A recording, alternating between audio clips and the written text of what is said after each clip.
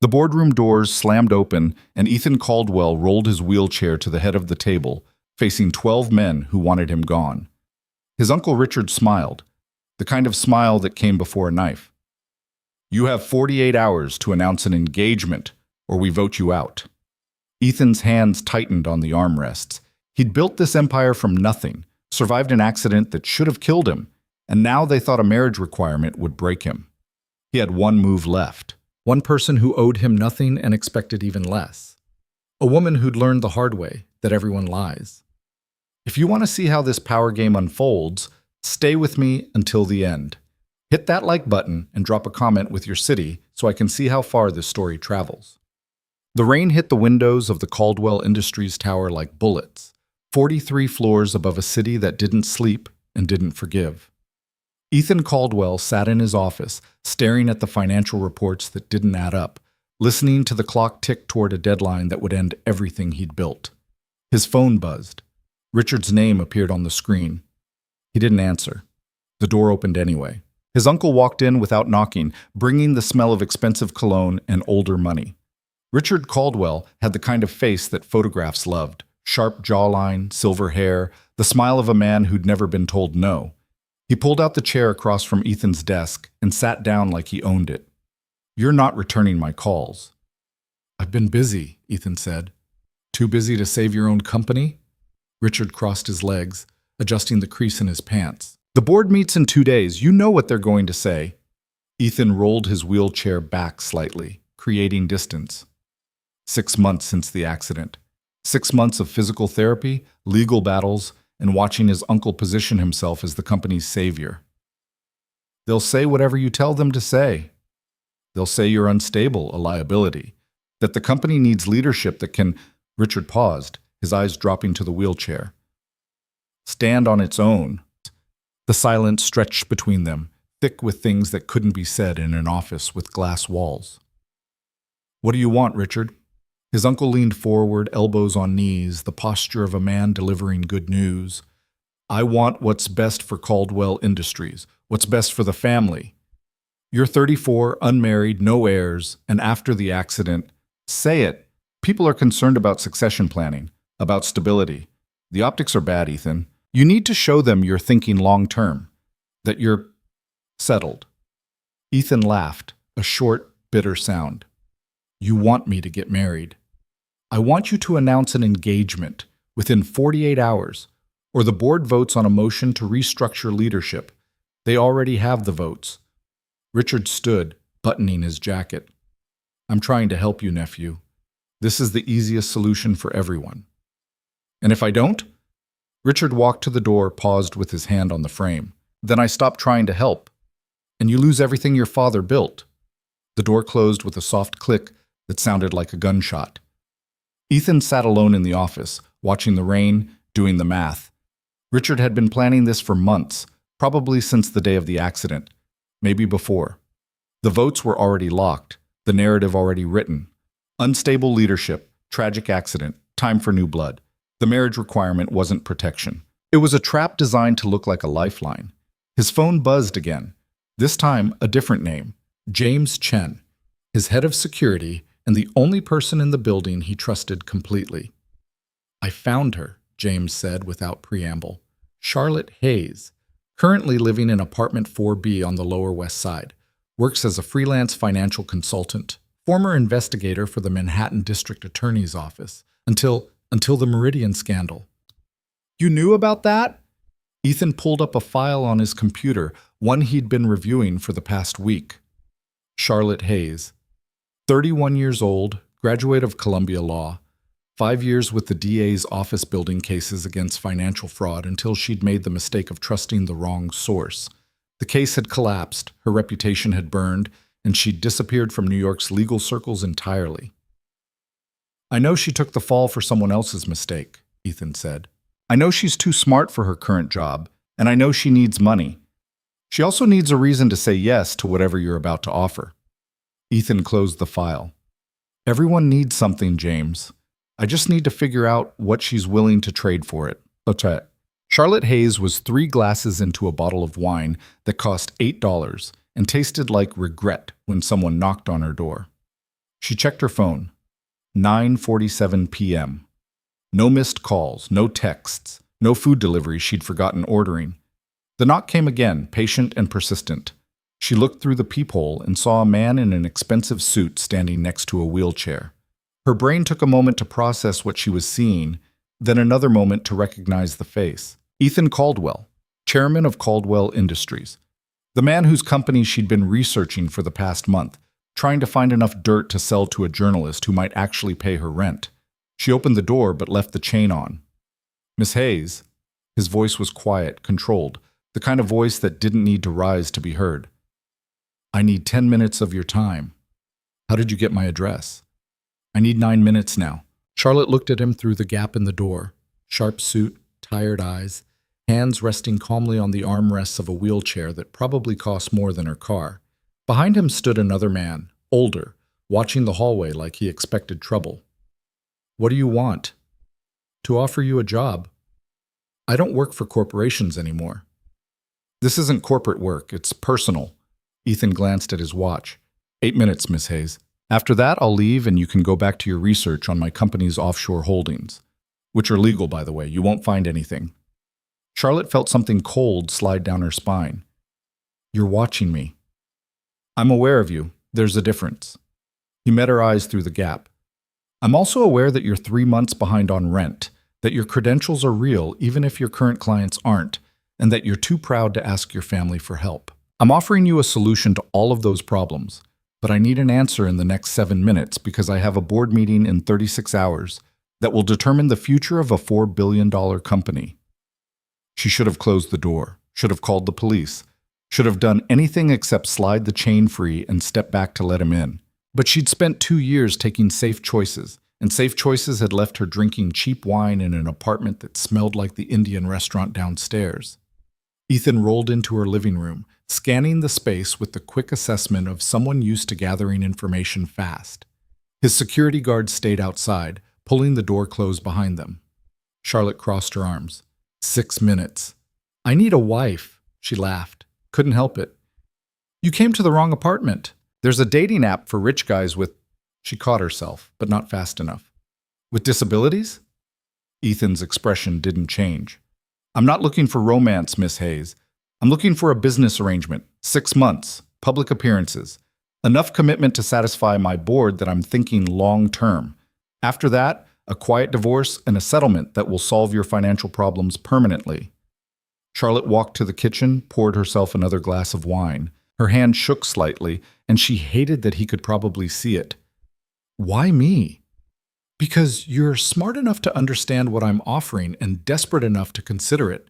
Because you have nothing to lose and everything to gain. And because you already know how to keep secrets." "I don't keep secrets. That's what got me fired." "You took the fall for your supervisor's mistake. You kept his secret even when it destroyed your career. That's exactly the kind of loyalty I need." Ethan rolled closer, stopping a careful distance away. "I'm not offering you a fairy tale, Miss Hayes. I'm offering you a contract. 6 months of playing a role in exchange for financial security and a chance to rebuild your reputation. That's all this is." Charlotte drank, buying time to think. The man in front of her was offering her an escape from an apartment she hated, from a career that had stalled, from a life that felt like it was slowly drowning. But he was also offering her something else, a front row seat to whatever game was being played at Caldwell Industries. "What's the catch?" "The catch is that my family will hate you. The media will investigate you, and somewhere in the next 6 months, someone will try to use you against me." Ethan's voice was steady, clinical. "You'll be a target the moment you say yes, but you'll also be protected, paid, and positioned to walk away with enough money to start over anywhere you want." "How much?" $2 million. Half up front, half when the divorce is finalized. Charlotte set down her glass. "You're serious?" "I don't joke about business, Miss Hayes. And if I say no, then I find someone else and you go back to researching offshore accounts that won't pay your rent." Ethan checked his watch again. 3 minutes. She walked to the window, looking down at the street where a black car idled at the curb, exhaust rising in the cold air. $2 million. 6 months. A chance to disappear after and start something new, somewhere nobody knew about the Meridian scandal or the career she'd lost. But there was something else.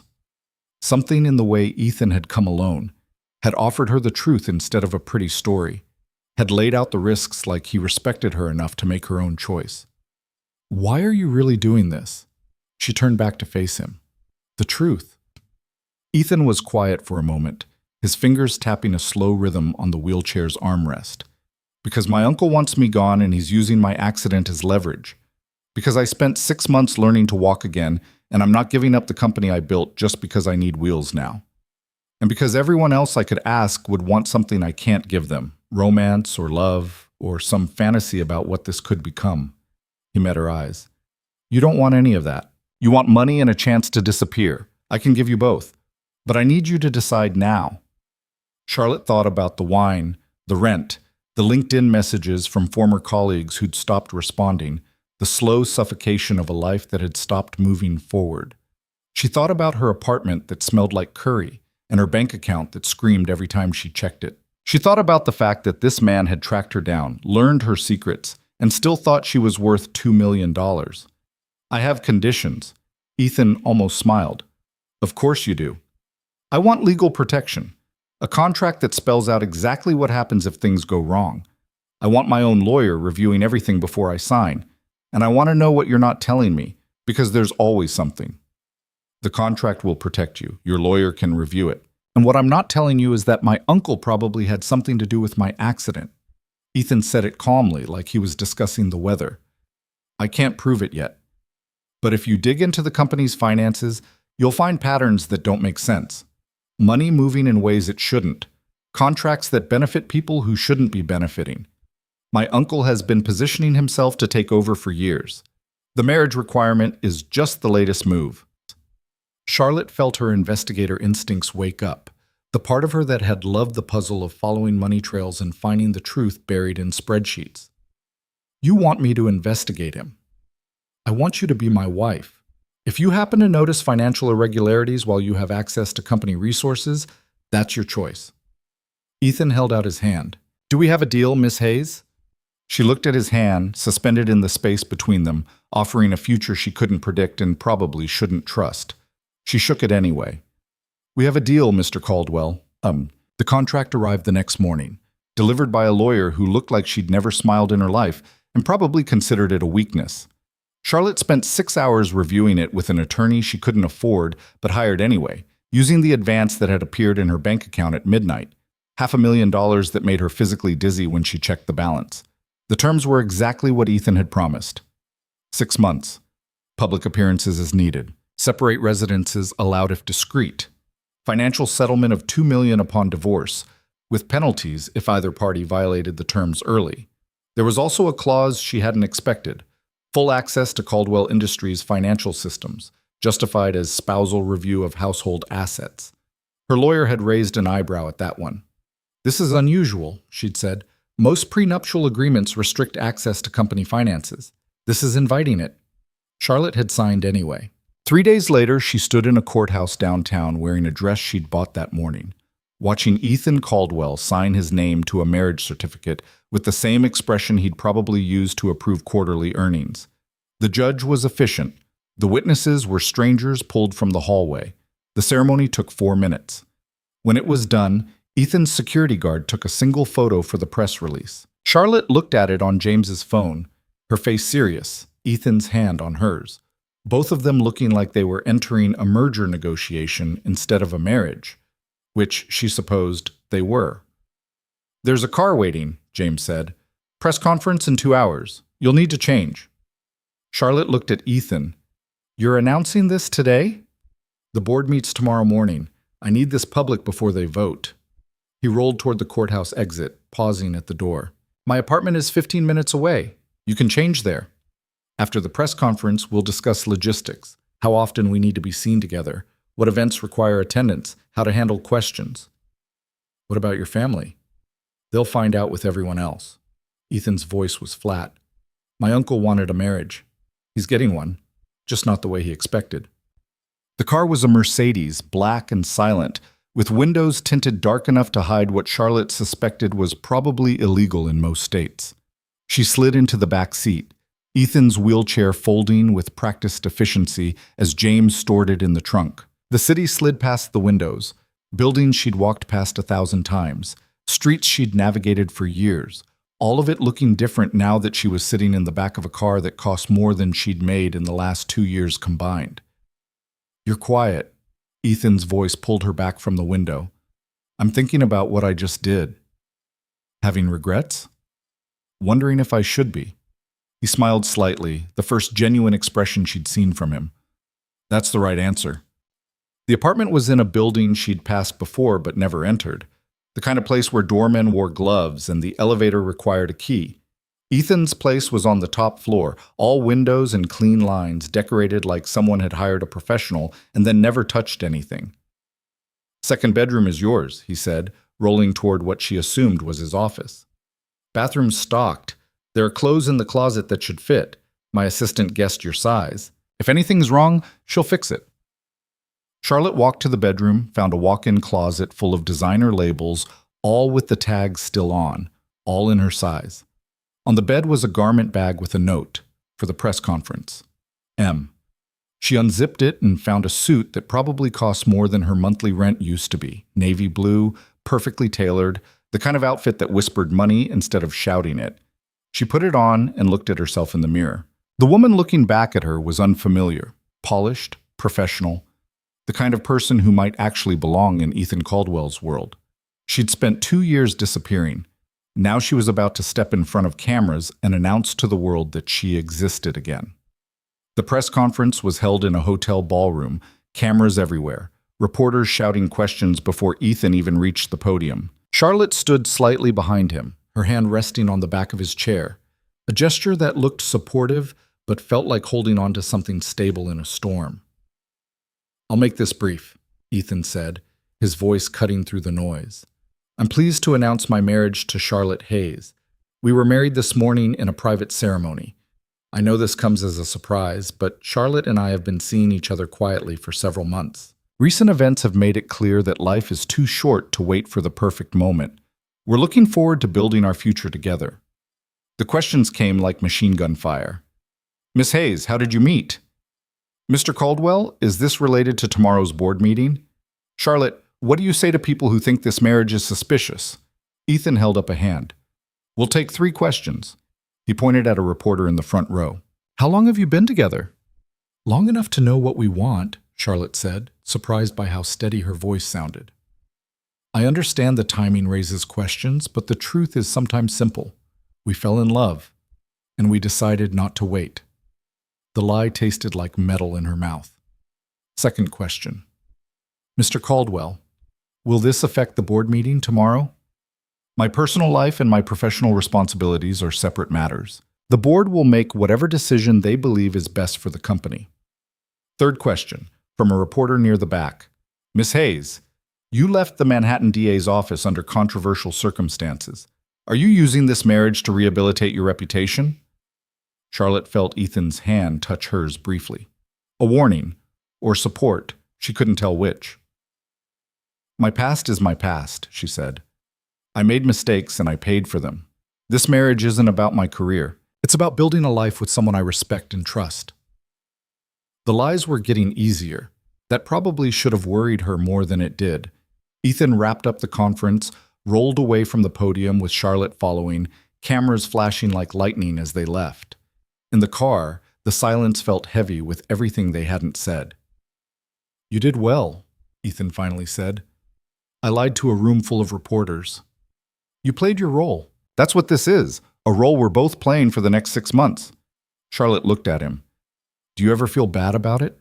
The lying?" "I feel bad about a lot of things, Miss Hayes, but this isn't one of them." He met her eyes. "My uncle has been lying to me for months, positioning himself to take everything my father built. The board has been lying about their concerns, pretending this is about stability when it's about power. Everyone in that room today was lying about something. We're just better at it than most." The car pulled up to the apartment building. James helped Ethan with the wheelchair, and Charlotte followed them into the elevator, watching the numbers climb. "The board meets at 9 tomorrow morning," Ethan said as they entered the apartment. "I'll need you there." "Why?" "Because they'll want to see proof that this marriage is real, They'll want to see us together, see how we interact, look for cracks in the story. He rolled toward his office.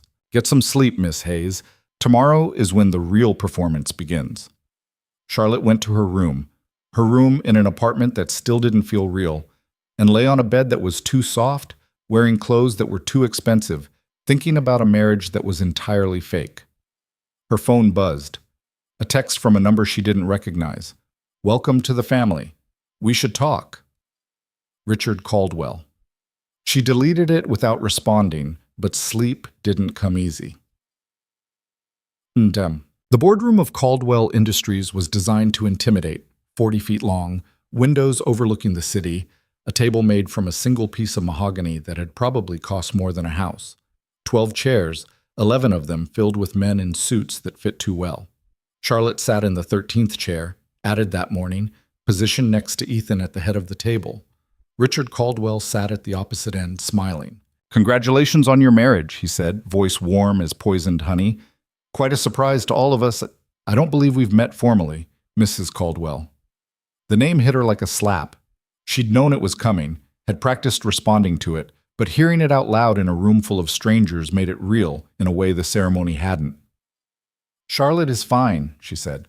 Charlotte, then.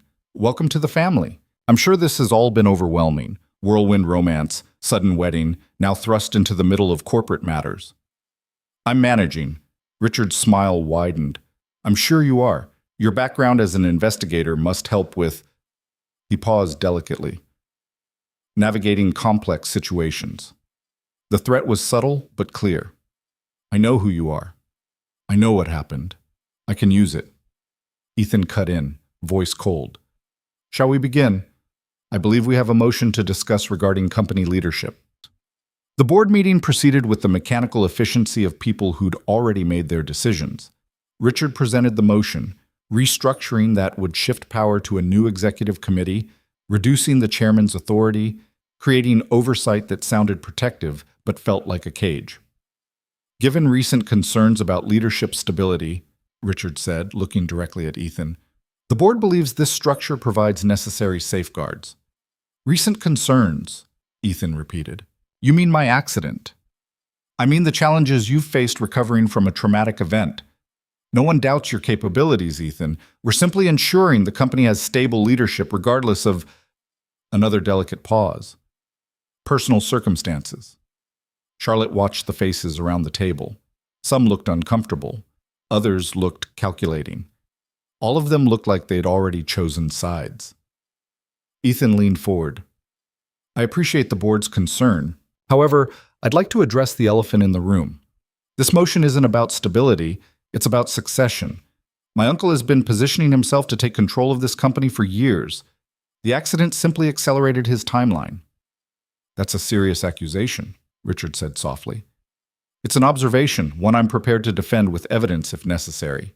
Ethan glanced at Charlotte, a look that lasted half a second but said everything. My marriage demonstrates long-term thinking. My recovery demonstrates resilience, and my leadership over the past 6 months, during which the company exceeded every quarterly projection, demonstrates capability. I'm not going anywhere. The vote was called. Charlotte watched hands rise, counted them silently. 7-5. The motion failed. Richard's smile never faltered, but something cold flashed in his eyes. Democracy in action, he said. Though I hope you understand, Ethan, that concerns about succession planning won't disappear just because you've gotten married. The board will continue to monitor the situation carefully. I'd expect nothing less. The meeting adjourned. Board members filed out, some nodding to Ethan, others avoiding eye contact entirely. Richard was the last to leave, pausing at the door. Charlotte, we should have lunch sometime. I'd love to hear more about your work with the DA's office. Such fascinating cases you must have investigated. He left before she could respond.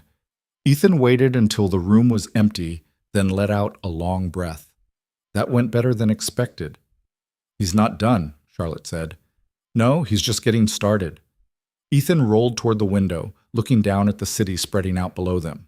But now we've bought time, 6 months to find proof of what he's done. 6 months to build a case that even the board can't ignore. And what am I supposed to do during these 6 months? Whatever you want. You have access to the company's financial systems. Use it. Dig into contracts, offshore accounts, payment histories. Find the pattern. He turned back to face her. You're good at this, Miss Hayes.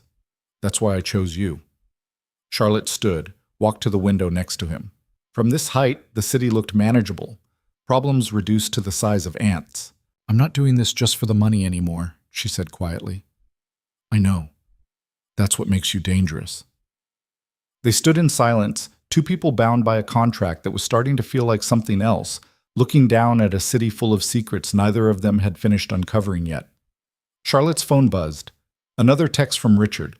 Lunch tomorrow, 1 p.m. I insist. She showed it to Ethan. He's testing you, Ethan said. Wants to see if you'll meet with him behind my back, wants to find leverage, wants to know if our marriage is real or strategic. What should I tell him? Tell him yes, have lunch, listen to whatever he offers. Ethan's voice was calm, calculated. Just remember who you're working for. Charlotte looked at him. Am I working for you, or am I working with you? That's a good question, Mrs. Caldwell. Maybe spend the next 6 months figuring out the answer. She left the boardroom, rode the elevator down 43 floors, walked out into a city that looked the same as it had yesterday, but felt completely different. Her phone rang. Unknown number. Hello? Mrs. Caldwell? A woman's voice, professional, slightly amused. This is Marcus Klein from the Financial Times. I was hoping to ask a few questions about your relationship with Ethan Caldwell. I've been researching the Meridian scandal, and I'm curious about the timing of your marriage relative to... Charlotte hung up. The calls would keep coming. The questions would keep coming. For the next 6 months, her life would be performance and investigation. Lies and truth tangled so tight, she'd stopped being able to tell the difference. She'd signed up for this, taken the money, made the choice. Now she had to live with it. Charlotte walked to the subway, descended into the underground, and rode home to an apartment she'd be leaving soon for a life she didn't recognize yet. The train rattled through the dark, and she thought about Ethan's question. Working for him or working with him? She didn't have an answer, but she had 6 months to find one, and a feeling that by the time she did, everything she thought she knew about this arrangement would have changed. The train doors opened. Charlotte stepped out into the station, climbed the stairs back to street level, and walked toward an apartment that would stop being home as soon as she figured out where home was supposed to be now. Her phone buzzed one more time, a text from Ethan. Dinner at 8. We need to discuss the photographer following you. She looked around, suddenly aware of how exposed she was, how visible. Somewhere in the crowd of commuters heading home, someone was watching, recording, building a story that would fit whatever narrative paid best. Charlotte texted back, I'll be there, and walked into a life that had stopped being hers alone the moment she'd shaken hands with a man in a wheelchair who'd offered her money and called it a marriage. 6 months. That's what the contract said. She was starting to suspect it wouldn't be nearly enough time. The photographer turned out to be a freelancer working for 3 different tabloids, a gossip blog, and someone Charlotte suspected was Richard Caldwell himself.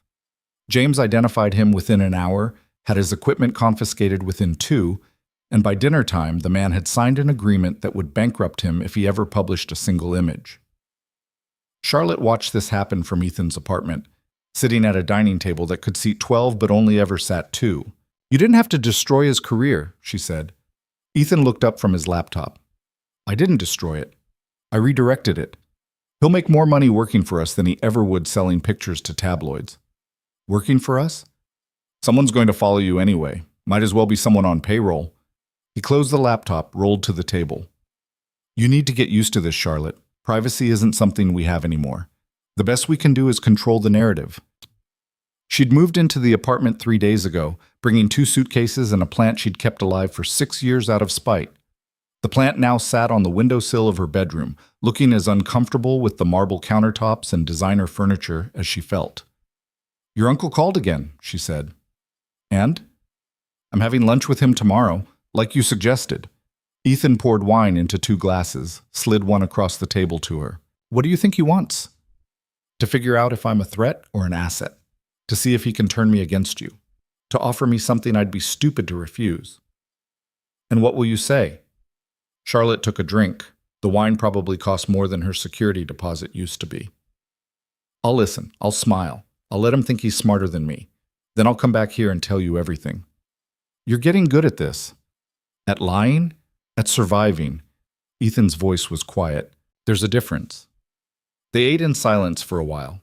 Food prepared by a chef who came twice a day, left meals in warming drawers, and disappeared like a ghost. Charlotte still wasn't used to it, the invisible labor that made Ethan's life function smoothly. Can I ask you something? She said. You're going to anyway. The accident. Do you really think your uncle was involved? Ethan set down his fork carefully. The car's brake line had been cut.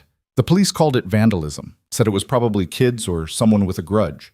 But the timing was convenient, 2 days before a board meeting where I was going to propose expanding into European markets, a move that would have diluted Richard's influence significantly. That's not proof. No, it's pattern recognition, the same thing you do when you follow money trails. He met her eyes. Richard benefits every time something goes wrong for me. The accident put me in a wheelchair and made him look like the stable choice for leadership. This marriage was supposed to make me look desperate. Everything he does is designed to position himself as the solution to problems he creates. Charlotte thought about the files she'd been reviewing for the past 3 days, buried in spreadsheets during the hours when she couldn't sleep. Contracts that favored subsidiaries Richard had connections to. Payments that disappeared into offshore accounts with names that sounded legitimate but led nowhere. Money moving in circles that only made sense if someone was hiding something. I found irregular payments going back 4 years, she said. Small amounts, nothing that would trigger audits, but consistent. They're all routed through a company called Meridian Holdings. Ethan went very still. Say that again? Meridian Holdings. It's registered in Delaware, has 3 board members I can't identify, and... She stopped, seeing his expression. What? Meridian was the name of your scandal, the case that destroyed your career. The wine suddenly tasted like ash in her mouth. That's a coincidence. I don't believe in coincidences. Ethan pulled his laptop back open, fingers moving fast. Tell me everything about that case. Every detail you remember. Charlotte's hands had started shaking. She set down her glass before she could spill it.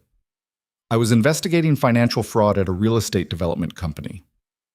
My supervisor gave me a source, someone inside the company who was willing to talk.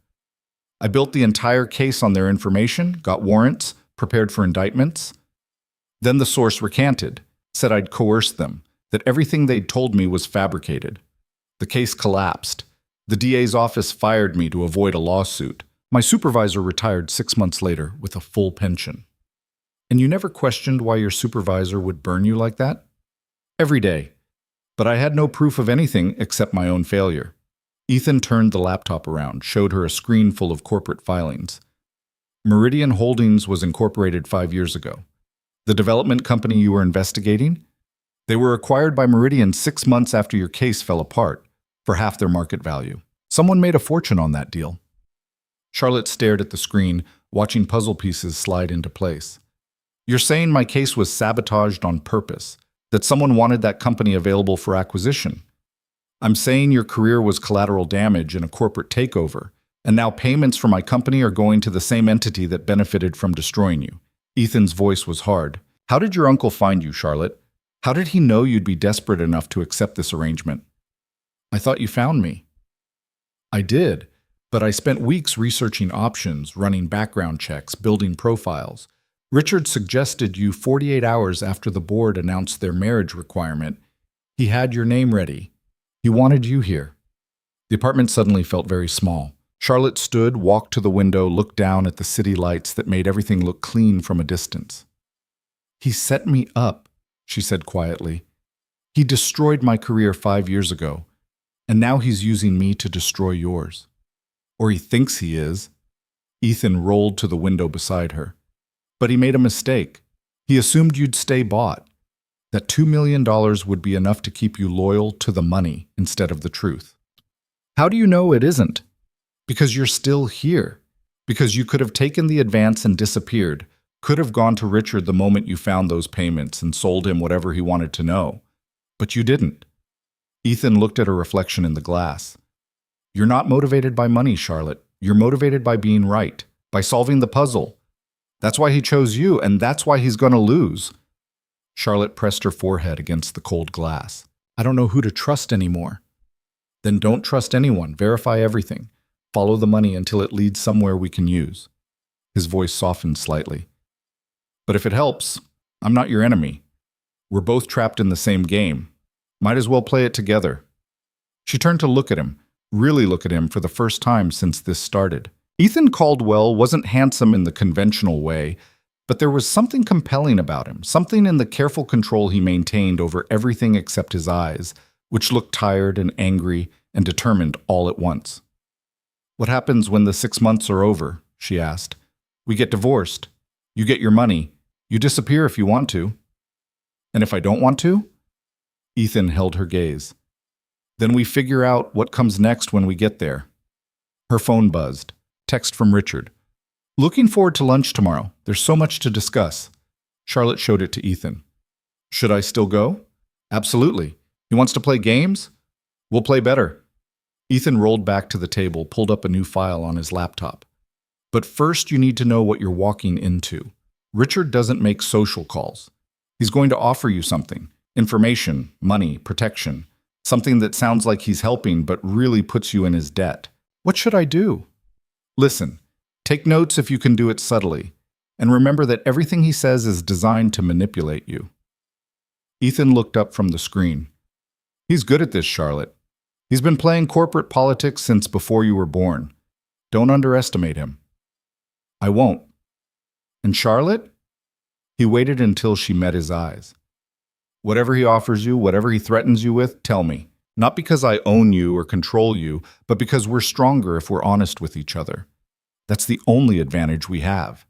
She nodded, not trusting her voice. That night, she lay in her expensive bed in her borrowed room and thought about a case that had destroyed her career 5 years ago. Thought about a supervisor who'd fed her false information and then hung her out to dry. Thought about a development company that had been acquired for pennies on the dollar by an entity that now appeared to be funneling money out of Caldwell Industries. She thought about Richard Caldwell's smile and Ethan's wheelchair and a marriage certificate that was supposed to be fake but was starting to feel like the only real thing in her life. Sleep came eventually, restless and full of dreams about brake lines and corporate filings and money disappearing into offshore accounts that led nowhere. The restaurant Richard chose was the kind of place that didn't have prices on the menu and probably wouldn't let you in without a reservation made 6 months in advance. Charlotte arrived exactly on time, wearing another suit from the closet that had appeared in her room, carrying a purse that cost more than her old car. Richard was already seated, looking relaxed and confident in a corner booth that offered privacy and a view of the entire room. He stood when she approached, kissed her cheek like they were family. Charlotte, you look lovely. Marriage agrees with you. She slid into the booth across from him. Thank you for the invitation. Of course. I realized after the board meeting that we'd barely spoken. That seems wrong, given that you're family now. He signaled the waiter, ordered wine without asking her preference. How are you settling in? The apartment must be quite different from what you're used to. It's an adjustment. I'm sure. Ethan's life can be overwhelming for someone from outside our world. All the scrutiny, the expectations, the constant performance. Richard leaned back, studying her. Tell me, how did you two really meet? The official story is charming, but I'm curious about the truth. Charlotte sipped her water, buying time. We met through mutual connections, started talking. Things developed from there. Mutual connections? How vague. Richard smiled. You're a smart woman, Charlotte. Too smart to have fallen for a fairy tale romance with a man in a wheelchair who needed a wife to keep his board from mutinying. So let's skip the performance and talk honestly. What did he offer you? I don't know what you mean. Money, I assume. Probably a significant amount given your financial situation. Maybe also a chance to rebuild your reputation after the Meridian disaster. He said it casually, like discussing the weather. I know all about that case, by the way. The supervisor who betrayed you, the source who recanted, the career you lost. Terrible business. You deserved better. The waiter arrived with wine. Charlotte waited until he left before responding. Why are you bringing this up? Because I want you to understand something. Richard leaned forward, voice dropping to a confidential murmur. Ethan is using you. He needed a wife quickly, needed someone smart enough to play the role convincingly, but desperate enough to accept his terms. He found you, offered you money, and now you're trapped in an arrangement that will end badly for you no matter how it plays out. You seem very concerned about my welfare. I am. Because, unlike my nephew, I actually care about the people who get caught in the crossfire of his ambitions. Richard poured wine into both their glasses. Ethan is brilliant, I won't deny that, but he's also ruthless. He'll use you for whatever purpose he has in mind, and when you're no longer useful, he'll discard you just like he's discarded everyone else who got too close. Charlotte took a drink, letting the silence stretch. Richard wanted her off balance, wanted her questioning everything. She'd seen this technique before in interrogations: build doubt, offer sympathy, position yourself as the only person telling the truth. What do you want, Richard? I want to help you, and I want to help Ethan, even if he doesn't see it that way. He set down his glass. My nephew is self-destructing. The accident damaged him in ways that go beyond the physical. He's becoming paranoid, seeing enemies everywhere, making decisions based on fear instead of strategy. The board is losing confidence. The company is suffering. Something has to change. And you think you're that change. I think I'm someone who can guide the company through this transition without destroying everything my brother built. Richard's voice carried genuine emotion now, or a convincing performance of it. I loved Ethan's father, watched him build Caldwell Industries from nothing. I won't let his son's pride tear it all down. The food arrived. Dishes Charlotte didn't order, but Richard had clearly pre-selected. She picked at an appetizer that probably cost $50, watching Richard's face for tells. You still haven't told me what you want from me, she said. I want you to be honest with me about what Ethan is planning, what he's investigating, what he's asked you to do. Richard met her eyes. I know he's given you access to the company's financial systems. I know he suspects me of being involved in his accident. I know he's using you to dig for evidence that doesn't exist. All I'm asking is that you tell me what you find before he uses it to damage the company irreparably. You want me to spy on my husband. I want you to protect yourself.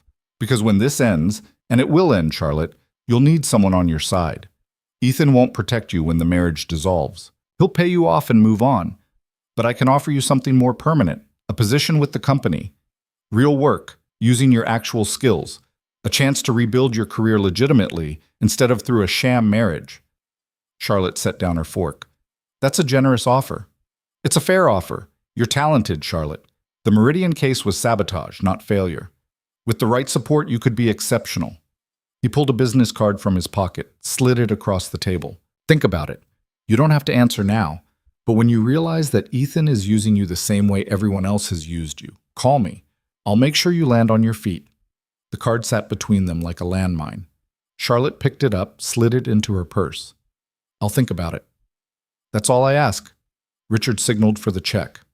One more thing. There's a gala next week, annual charity event for children's hospitals. Very high profile, lots of press. The board will expect to see you and Ethan there together, playing the happy couple. I'd suggest you practice your performance. People will be watching closely. I'll keep that in mind. Richard paid, walked her to the door, kissed her cheek again in a gesture that felt like marking territory. Welcome to the family, Charlotte. I hope you survive it. She walked 3 blocks before finding a quiet corner to call Ethan. How did it go? He answered immediately. He offered me a job, wanted me to spy on you in exchange for career rehabilitation and company protection. Did you accept? I took his card. Silence on the line. Then, good. That's exactly what I would have done. Charlotte leaned against a building, watching pedestrians flow past like water around a stone. He knows you suspect him, knows you've given me access to financial systems. He's not even trying to hide it, because he thinks he's already won, that you'll choose security over loyalty. Ethan's voice was calm, analytical. Did he say anything about the gala? Mentioned it, said people would be watching. They will be, which means we need to look convincing. Can you be ready by 8 tonight? For what? Practice. If we're going to perform a marriage in front of 500 people, we should probably figure out how to look like we can stand each other. There was a pause. Also, we need to talk about what you found in the Meridian files. I've been digging into the acquisition. It gets worse. Charlotte closed her eyes. How much worse? The kind of worse that means we're not just fighting for control of a company anymore. We're fighting something bigger. His voice dropped. Come home, Charlotte. We have work to do. She hung up, stood for a moment in the middle of a city that suddenly felt less familiar. Richard's card sat in her purse like a bomb waiting to detonate. Ethan's voice echoed in her head, calling his apartment home like it was supposed to mean something. The cab ride back took 20 minutes through traffic that barely moved. Charlotte used the time to review everything Richard had said, looking for the lies hidden inside the concern, the manipulation wrapped in sympathy. He'd been too prepared, known too much, offered her exactly what she needed at exactly the right moment, which meant he'd been planning this conversation long before she'd agreed to lunch. James met her in the lobby, rode the elevator up with her in silence. Ethan was in his office, surrounded by files and laptop screens, looking like he hadn't moved since she'd left. Tell me everything, he said. She did. Every word, every gesture, every expression on Richard's face. Ethan listened without interrupting, taking notes on a legal pad in handwriting that was precise and controlled. When she finished, he was quiet for a long moment. He's scared, Ethan finally said. He didn't seem scared. That's the point. Richard doesn't make offers like that unless he's worried about what you might find. The job, the protection, the sympathy about Meridian, that's all defense. He's trying to neutralize you before you become a real threat. Maybe he's just trying to help. Ethan looked at her. Do you believe that? Charlotte thought about Richard's smile, his careful words, the business card that sat in her purse like a promise and a threat. No, neither do I. Ethan rolled to a filing cabinet, pulled out a folder. I've been looking into the Meridian acquisition. The development company you investigated, it was bought by Meridian Holdings for $40 million. 2 years later, Meridian sold it to a Chinese investment group for $200 million. Someone made a $160 million profit. That's not illegal. Risky, maybe, but not illegal. It is if the acquisition was based on insider information obtained through corporate sabotage, and it's definitely illegal if the profits were used to fund a campaign to destabilize Caldwell Industries from the inside. He opened the folder, spread documents across his desk. Look at the dates. Meridian Holdings Incorporated 5 years ago. Same month your case collapsed. First payment from Caldwell Industries to Meridian Holdings appears 6 months later, right after Richard joined the board. Payments have continued monthly ever since, increasing each year. Charlotte moved closer, scanning the documents. What are the payments listed as? Consulting fees, strategic advisory services, all perfectly legitimate categories for business expenses. Except Meridian Holdings doesn't provide any actual services. Not that I can find. It's a shell company designed to move money, and Richard is one of 3 people who controls it. Ethan pulled up another file on his laptop. I can't prove it yet, but I think Richard orchestrated your entire scandal. He needed that development company available for acquisition, needed it cheap, needed the investigation to collapse before any real damage was done. So he used your supervisor, who he'd probably been cultivating for years, to feed you false information, let you build a case, then pulled the rug out and let you take the fall. Charlotte felt sick. Why would my supervisor agree to that? Check his retirement package. I'm betting you'll find a consulting contract with Meridian Holdings, or a mysterious windfall right around the time he left the DA's office. She already knew what she'd find, but she pulled up the records anyway on her phone. Former supervisor, retired 6 months after the scandal. Consulting income reported from Meridian Holdings, she said quietly. $200,000 a year for 3 years. He sold you for $600,000 and early retirement, and Richard got a company worth $200 million for less than a quarter of its value. Ethan's voice was hard. That's who we're fighting, Charlotte. Someone who destroys careers and companies like it's a hobby. Someone who orchestrated a 5-year plan that put you exactly where he needed you when he needed you there. Charlotte sat down because her legs had stopped working properly. He planned this from the beginning. The scandal, the acquisition, everything. He knew eventually he'd need to force you into a marriage, and he wanted someone desperate enough to accept but smart enough to be useful. Someone who wouldn't ask too many questions because they needed the money too badly. Except he miscalculated, because you're not desperate anymore. You're angry. Ethan met her eyes. Anger is more useful than desperation. It's focused. It's sustainable, and it makes people willing to burn things down to get to the truth. What do? We play along. You keep Richard's card. You let him think he's succeeding. Meanwhile, you keep digging into the financials, and I'll work on the board. We need more than just payment records. We need proof that Richard orchestrated the accident, proof that he's been embezzling from the company, proof that he destroyed your career as part of a larger scheme. Ethan closed the laptop. And we need to be ready for the gala, because Richard was right about one thing. People will be watching. This is our chance to show them that we're not just a strategic arrangement, we're a united front. How do we do that? We practice. He rolled away from the desk. Clear some space in the living room. If we're going to convince 500 people that this marriage is real, we need to look comfortable together. Right now, we look like strangers who signed a contract. Charlotte moved furniture while Ethan queued up a playlist, classical music, the kind that played at fancy events where people wore tuxedos and wrote six-figure checks for charity. When the space was ready, he positioned himself in the center of the room. Come here. She walked over, stopped a few feet away. Closer. If you stand that far away at the gala, everyone will notice. Charlotte moved closer. Ethan reached out, took her hand, pulled her gently until she was standing next to his wheelchair. This is the position we'll be in most of the night, he said. You standing beside me, my hand on yours or your arm. It needs to look natural, like we've done this 1,000 times. We haven't done it once. Then we practice until it feels normal. His hand rested on hers, warm and steady. Tell me something true, something that isn't about the case or the contract or any of this. Why? Because if we're going to lie convincingly, we need some truth to build it on. So tell me something real. Charlotte looked down at their hands. I miss my apartment. It was small and smelled like curry, and the neighbor upstairs played drums at 2 a.m. But it was mine. I knew how the locks worked and which floorboards creaked and where the sun came through the windows in the morning. This place is beautiful, but it doesn't feel like mine. Ethan was quiet for a moment.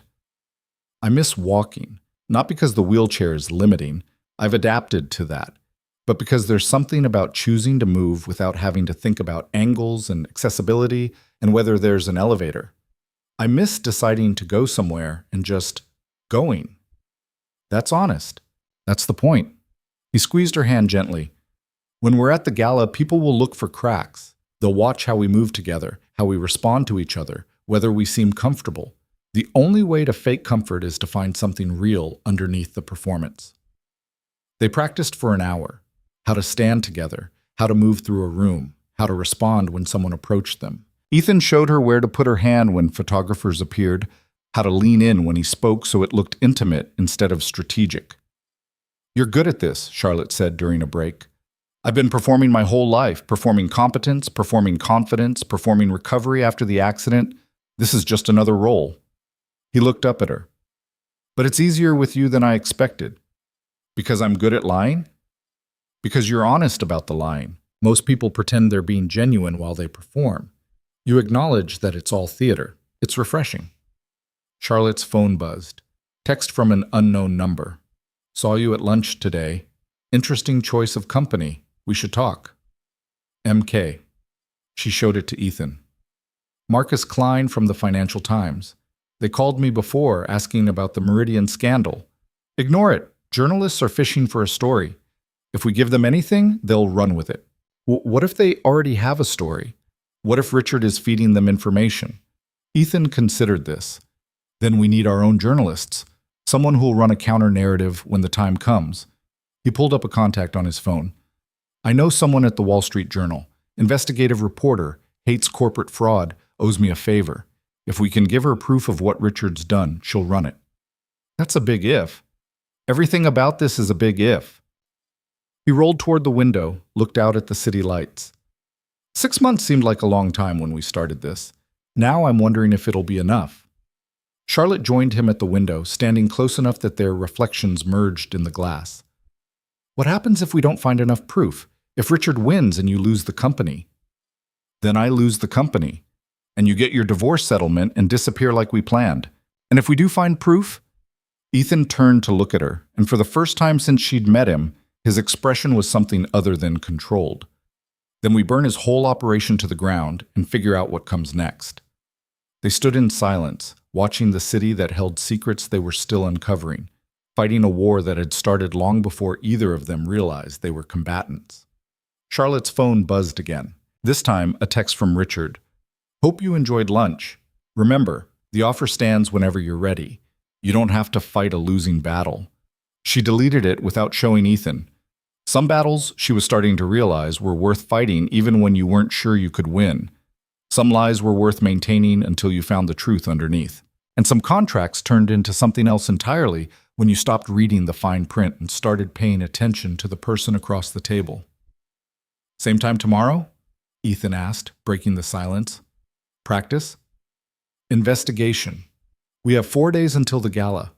I want to know everything about Meridian Holdings by then. Every transaction, every board member, every connection to Richard. If we're going to perform a marriage in public, we might as well do something useful in private." Charlotte nodded, headed toward her room, stopped at the door. "Ethan?" "Yeah?" "Thank you for telling me the truth about Meridian. You could have kept it to yourself." "I could have, but then you'd still be wondering if I was using you the same way Richard used you." He met her eyes across the room. "I'm not interested in using people, Charlotte. I'm interested in finding partners worth trusting. There's a difference." She went to bed thinking about that difference, about trust that had to be earned and partnerships that started as contracts, about a man in a wheelchair who'd offered her money and was giving her something more valuable instead. A chance to understand exactly how she'd been destroyed, and by whom, and why. The city lights filtered through her window, casting shadows that moved with the wind. Somewhere out there, Richard Caldwell was planning his next move. Somewhere in the digital files she hadn't finished reading, evidence waited to be found. Charlotte fell asleep with her laptop open, financial records scrolling across the screen, hunting for the pattern that would make everything make sense. 4 days until the gala. 4 days to practice being married to a man she barely knew. 4 days to find proof that would either save them both or destroy what little they'd built. She dreamed about break lines and business cards, about lunch in expensive restaurants and contracts that looked legitimate until you read them closely enough to see the trap hidden in the terms. When she woke up, Ethan was already in his office, surrounded by files, hunting the same ghost she was chasing. They had work to do. The evidence arrived on the 3rd day, buried in a file Charlotte almost missed. She'd been awake since 4 in the morning, cross-referencing payment records with corporate filings, following money trails that twisted through shell companies and offshore accounts. Her eyes burned from staring at spreadsheets. Her coffee had gone cold hours ago, and she was about to give up when she noticed something odd about a transaction dated 6 months before Ethan's accident. A payment of $50,000 from Caldwell Industries to a company called Apex Automotive Services, listed as fleet maintenance, which would have been normal, except Caldwell Industries didn't have a fleet. The company used car services and executive drivers, outsourced everything. Charlotte pulled up Apex's registration. Delaware Corporation, incorporated 4 years ago, dissolved 2 months after Ethan's accident. 3 board members, all names she didn't recognize until she ran them through a background check and found that one of them, Daniel Torres, had a sister who worked in Richard Caldwell's personal office. Her hands started shaking. She pulled up more files, searching for any other mentions of Apex. Found 2 more payments, both labeled fleet maintenance, both made in the months leading up to the accident. Total, $130,000 for services that were never rendered to vehicles that didn't exist. She was still staring at the screen when Ethan rolled into the kitchen at 6:30, already dressed, looking like he'd been awake as long as she had. "You found something," he said. Not a question. Charlotte turned her laptop around, showed him the payments, watched his face as he read, saw the moment understanding hit. "Apex Automotive," he said quietly. "That's how he paid for it." "We don't know that for sure. This could be—" "Charlotte." He looked up at her. "Apex dissolved 8 weeks after my brake line was cut. The company exists just long enough to receive payments and disappear. One of the board members has direct connections to Richard's office. This isn't coincidence. This is evidence." She closed the laptop, suddenly aware of how exposed they were. If this is real, if Richard really did orchestrate your accident, then he's already committed to this path, which makes him more dangerous, not less. Ethan rolled to the window, looked out at the city waking up. We can't go to the police with this. Not yet. It's circumstantial at best, and Richard has enough connections to bury it before it goes anywhere. So what do? We keep digging, find more connections, build a stronger case, and we get through tonight without letting him know we're close. Ethan turned back to face her. The gala is in 12 hours. You ready? Charlotte thought about the dress hanging in her closet. Midnight blue, floor length, probably cost more than her first car. Thought about 500 people watching her pretend to be in love with a man she'd married for money. Thought about Richard Caldwell's smile and the evidence that suggested he'd tried to kill his own nephew. No, she said, but I'll do it anyway. Ethan almost smiled. That's the spirit. The rest of the morning was a blur of preparation. A stylist arrived at 10, bringing makeup and hairpins and opinions about Charlotte's eyebrows. A photographer came at 11 to take photos for the event's social media, candid shots that were anything but candid, carefully posed to look spontaneous. Charlotte sat still while someone painted her face, stood quiet while they pinned her hair, smiled on command while cameras flashed. Through it all, she felt like she was watching herself from a distance, some other woman playing the role while the real Charlotte Hayes hid somewhere deep inside, still trying to process the fact that her entire life had been collateral damage in someone else's corporate war. You're thinking too loud, Ethan said during a break between photos. They were alone in the living room, waiting for the photographer to change lenses. Charlotte stood by the window in her dress, feeling overdressed and underprepared. I'm thinking about Daniel Torres, she said, the board member from Apex with connections to Richard's office. I want to talk to him. He won't talk to you, and if you approach him, he'll warn Richard that we're investigating. So we do nothing? We do what we came here to do. We perform. We smile. We let Richard think he's winning. Ethan adjusted his tie. Black silk, perfectly knotted, despite the fact that his hands had been shaking slightly all morning. Charlotte had noticed but hadn't mentioned it. Tomorrow, we can figure out our next move. Tonight, we just survive. The photographer returned. More poses, more smiles, more performance. Charlotte stood behind Ethan's wheelchair, her hand on his shoulder, both of them looking at the camera like they'd chosen this, like they wanted to be here. When it was finally over and everyone had left, Charlotte collapsed on the couch, still in her dress, too tired to change. I hate this, she said to the ceiling. Which part? All of it. The lying, the performing, the cameras. The fact that we found evidence of attempted murder and we have to go to a party and pretend everything's fine. Ethan rolled over, stopped beside the couch. You want to know what I hate? I hate that I brought you into this. That I offered you money to enter a war you didn't start. That Richard destroyed your career 5 years ago, and now he's using you again, and I'm complicit in it because I chose you specifically because you were vulnerable. Charlotte sat up, looked at him. You didn't force me. I made my choice. You made a choice based on limited information. If you'd known Richard had orchestrated the Meridian scandal, would you still have agreed? She thought about it. About the apartment that smelled like curry and the bank account that screamed and the $2 million that had seemed like salvation. About the fact that finding the truth about Meridian had become more important than the money. That somewhere in the past 2 weeks she'd stopped thinking about escape and started thinking about justice. Yes, she said, I still would have agreed. Because now I have a chance to make him pay for what he did. That's worth more than the money ever was. Ethan studied her face. You mean that? I mean that. Then we're in this together. Whatever happens tonight, whatever Richard throws at us, we face it as a team, not as a fake marriage or a business arrangement, as partners. Charlotte stood, smoothed down her dress. Partners who are about to walk into a room full of people who want to see us fail. Those are the best kind of partners, Ethan said, the ones who have nothing left to lose. The car arrived at 7. James drove, silent and efficient, navigating through traffic that barely moved. Charlotte watched the city slide past the tinted windows, tried to calm her breathing, failed. You're nervous, Ethan observed. I'm terrified. Good. Fear keeps you sharp. Just don't let it show. The gala was held at the Grand Metropolitan Hotel, a building that looked like it had been designed to intimidate. Red carpet stretched from the curb to the entrance, photographers lined up on both sides, waiting for their shots. Charlotte could see other couples emerging from cars, women in designer gowns, men in tuxedos, everyone looking comfortable in their wealth. Remember, Ethan said as James opened the door, they're all performing too. Nobody here is who they pretend to be. We're just more honest about the lying.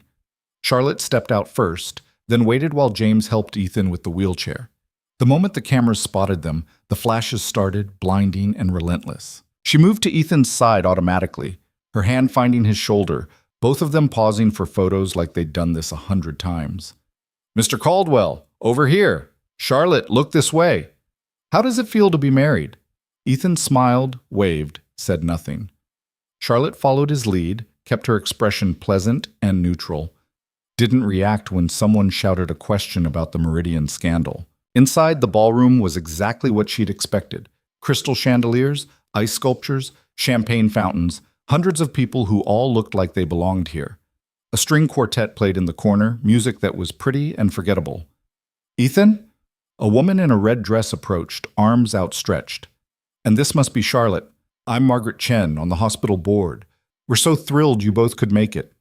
Introductions followed, a blur of names and faces and hands to shake. Charlotte smiled until her face hurt, made small talk until her voice sounded fake even to herself, stood beside Ethan's wheelchair like she'd been born to the role. Richard found them an hour in, appearing at Charlotte's elbow with a champagne glass and a smile that didn't reach his eyes. The happy couple, he said. You both look wonderful. Very convincing. Uncle Richard, Ethan's voice was cordial, carefully neutral. Enjoying the evening? Immensely.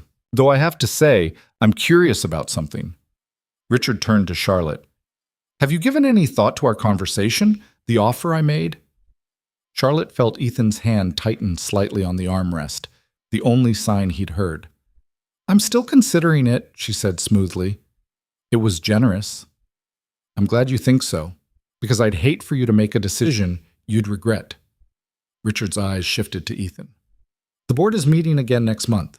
There are concerns about the European expansion. Some members feel it's too aggressive given recent instability in leadership. I thought you should know. I appreciate the heads up. Of course, we're family after all. We should look out for each other. Richard raised his glass. To family, and to marriages that serve their purpose. He walked away before either of them could respond. He knows, Charlotte said quietly. He suspects. There's a difference. Ethan rolled toward the edge of the room where they could talk without being overheard. The European expansion comment was a test. He's trying to see if we'll panic, make a mistake, give him ammunition to use against us. What do? We dance. Charlotte blinked. What? There's a dance floor. People are dancing. We should dance. Ethan looked up at her. I can't stand, but I can lead from here if you trust me. I don't know how to. Neither do I. We'll figure it out together. He extended his hand. Come on, Mrs. Caldwell. Let's give them something to talk about. Charlotte took his hand, let him pull her close. The chair rolled smoothly across the floor, finding a spot near the edge where they wouldn't collide with other couples. Ethan's hand rested on her waist, the other holding hers, and slowly they began to move. Not quite dancing, but close enough, swaying to music that was too slow and too sweet. This is insane, Charlotte murmured. This is strategy. Everyone's watching. They expect us to hide, to stay on the sidelines. Instead, we're dancing. It throws off their narrative. She looked down at him, at the concentration on his face as he navigated the wheelchair through the crowd, at the way his hand held hers like it mattered. Why are you really doing this? She asked. The dance? Because Richard said our marriage serves its purpose. I want to prove him wrong. And what purpose does it serve, really? Ethan met her eyes. Originally, survival. Keeping the company, beating the board, winning the war. But somewhere in the last 2 weeks, it started serving a different purpose. It started being about finding someone who understands that everything is performance, except the moments when it isn't. Charlotte's throat felt tight. That's the wine talking. I haven't had any wine. This is just honesty. He spun the chair gently, turning them in a slow circle. You asked me earlier if I regret bringing you into this. I don't. You're the first person in 5 years who hasn't treated me like I'm broken. You look at me like I'm a problem to solve, and I look at you like you're an asset worth protecting. That's not romance, but it's something real. Ethan, I'm not asking for anything, Charlotte. I'm just telling you that when this 6 months is over and the contract expires, I'm not going to want you to disappear. I'm going to want to figure out what comes next. And I think you want that too, even if you're not ready to admit it.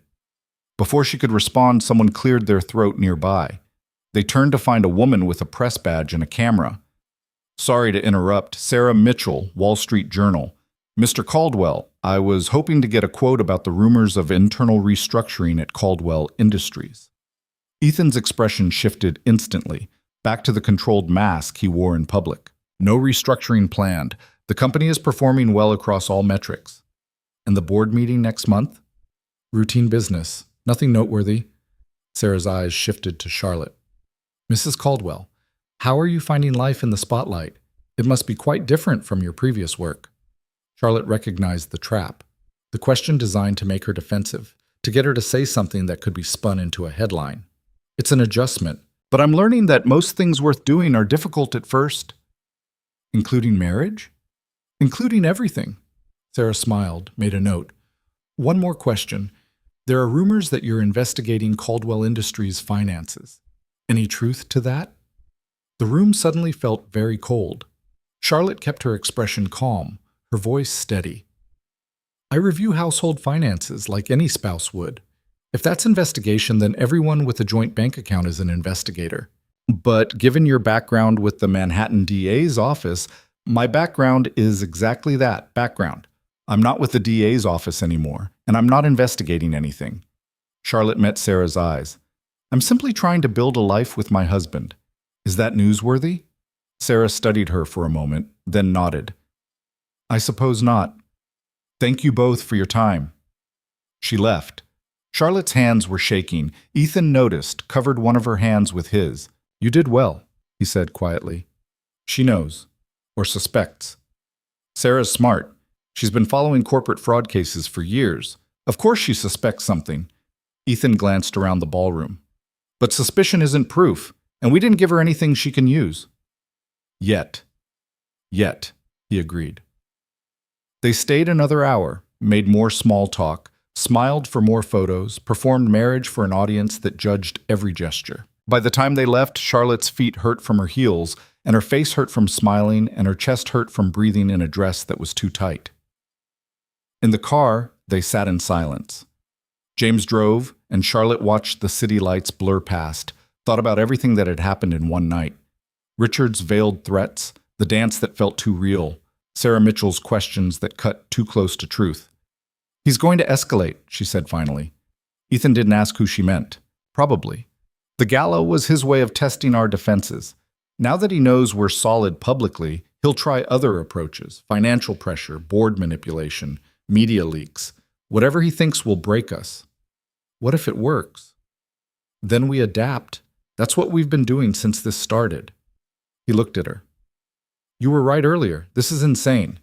Everything about this arrangement is insane, but I think that's why it's working. We're both too stubborn to quit, too angry to give up, and too invested to walk away.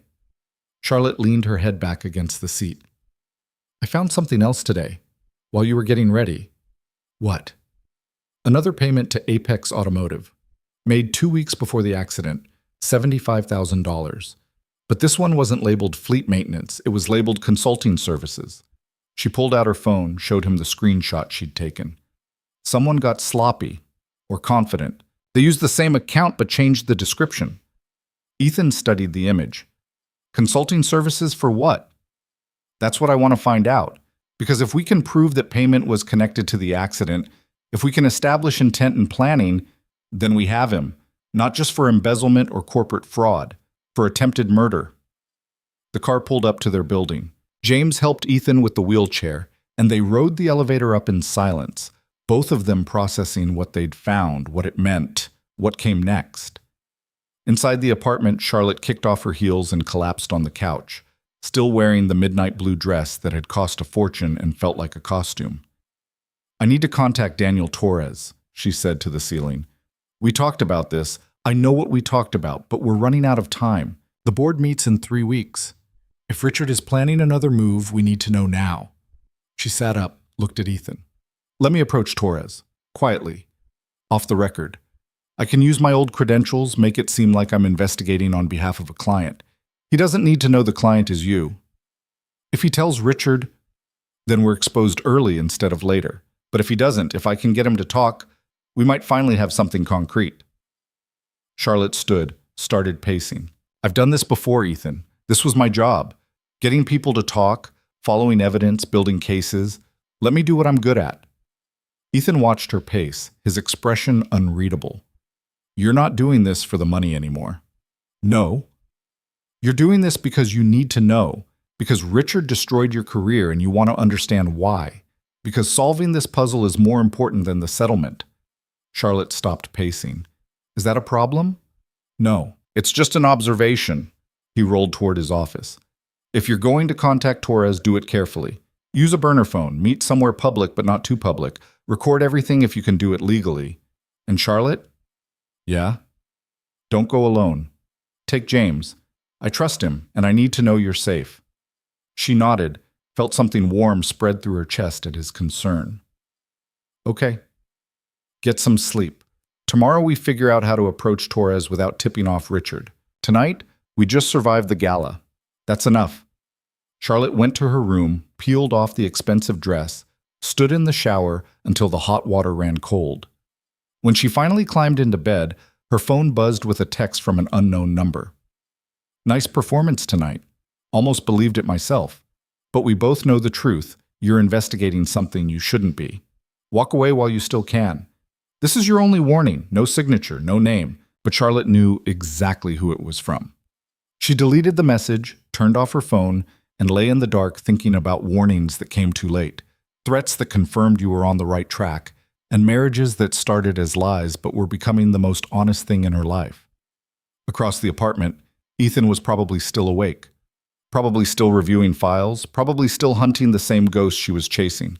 Tomorrow they'd plan their approach to Daniel Torres. Tomorrow they'd dig deeper into Apex Automotive and Meridian Holdings, and all the connections that linked Richard to 5 years of calculated destruction. Tonight, she just needed to sleep. But sleep was difficult when you'd spent the evening dancing with your fake husband and realizing somewhere between the champagne and the cameras that the feelings you were performing were starting to become real. Charlotte stared at the ceiling, counting the minutes until morning, trying not to think about the way Ethan's hand had felt on her waist or the way he'd looked at her when he said he didn't want her to disappear. This was supposed to be simple. 6 months, $2 million, a clean exit. Nothing about this was simple anymore. She must have slept eventually because she woke to sunlight streaming through her window and the smell of coffee brewing. Charlotte pulled on clothes, walked to the kitchen, found Ethan already at the table surrounded by files and looking like he'd been up for hours. "Morning," he said without looking up. "Coffee's ready. I've been mapping out Torres's connections. You should see this." Charlotte poured coffee, joined him at the table. Spread across the surface were documents, photographs, a hand-drawn chart showing relationships between companies and people. Torres worked for a private security firm before joining Apex's board, Ethan said, pointing to a line on the chart. The same firm that Richard's office used for executive protection 3 years ago. They know each other. They've worked together. This wasn't random selection.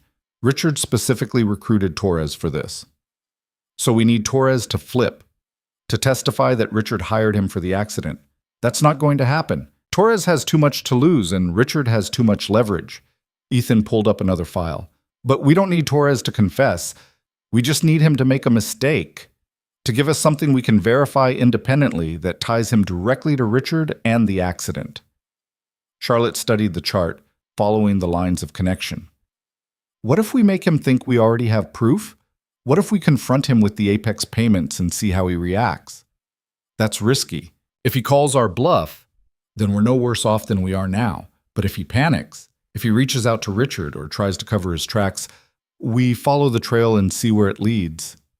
Ethan looked at her. You really want to do this? I really want to finish what we started, even if it means taking risks. She met his eyes. You said we're partners. Partners take risks together. Partners also protect each other, which is why James goes with you when you meet Torres. Agreed. Ethan reached for his phone, made a call. James, I need you to set up a meeting. Daniel Torres. Tell him Charlotte Hayes wants to discuss some irregularities in Apex Automotive's records. Make it sound official, like she's investigating on behalf of a client. Don't mention my name. He listened for a moment, then hung up. James will handle it. He's good at making things sound legitimate without actually lying. How long do we have? Until the board meeting? 3 weeks. Until Richard makes his next move? Could be tomorrow, could be next month. We're operating on his timeline, not ours. Charlotte finished her coffee, stood to refill it. I got a text last night, after the gala, warning me to stop investigating. Ethan went very still. Show me. I deleted it, but it was clear enough. Someone knows we're digging and they want us to stop. Richard, or someone working for him. She turned to face Ethan. We're getting close. He wouldn't bother warning us if we weren't a real threat, which makes us targets. Ethan rolled to the window, looked out at the city. I need to tell you something about the accident, about what actually happened that day. Charlotte set down her coffee. Okay.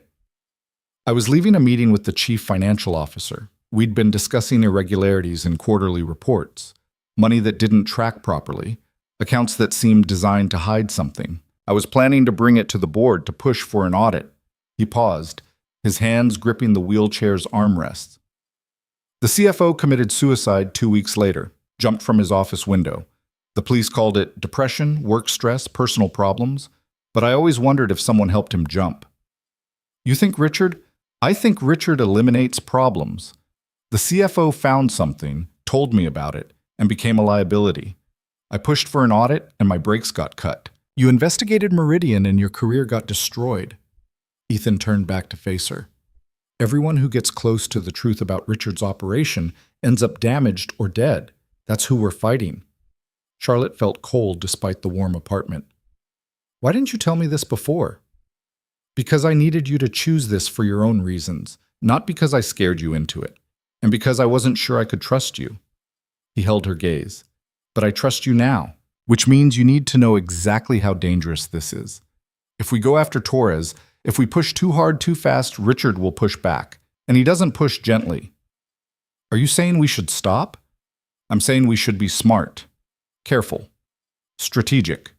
He rolled back to the table, picked up his phone, and I'm saying we need backup. Sarah Mitchell from the Wall Street Journal. She's sharp, she's thorough, and she hates corporate corruption. If we can give her enough evidence, she'll run with it, but we need more than we have. Charlotte's phone buzzed. Text from James. Torres agreed to meet tomorrow, 3 p.m., Metro Cafe on 5th. Says he'll give you 30 minutes. She showed it to Ethan. That's fast, he said. Too fast. He's either very confident or very scared. Only one way to find out which. Charlotte sat back down at the table, looked at the files spread across the surface. We have 24 hours to prepare. What do I need to know about Torres before I walk into that meeting? Ethan smiled, and for the first time since she'd met him, it looked genuine. Now you're thinking like an investigator. They spent the rest of the day building a profile. Torres's background, his finances, his connections, every piece of information they could find. By evening, Charlotte had memorized his work history, knew his vulnerabilities, understood exactly how to approach someone who'd been paid to help attempt a murder. By the time she went to bed, she had a plan. It was risky and probably stupid and might blow up in their faces. But it was the best chance they had to get the truth. Charlotte lay in the dark, thinking about tomorrow's meeting, about Richard's warning, about the CFO who jumped from a window, and the accident that should have killed Ethan. She thought about 6 months that were half over, and a contract that felt less important every day. Somewhere in this building, Ethan was probably awake too, probably thinking about the same things, probably wondering if they were making the right choice. Tomorrow would tell them one way or another. Charlotte closed her eyes and tried to sleep, knowing that the next conversation would change everything, knowing that once she confronted Torres, there was no going back, knowing that the marriage she'd entered for money had become something she'd fight for even if she never saw another dollar. Morning would come soon enough, and with it, the truth, or something close to it.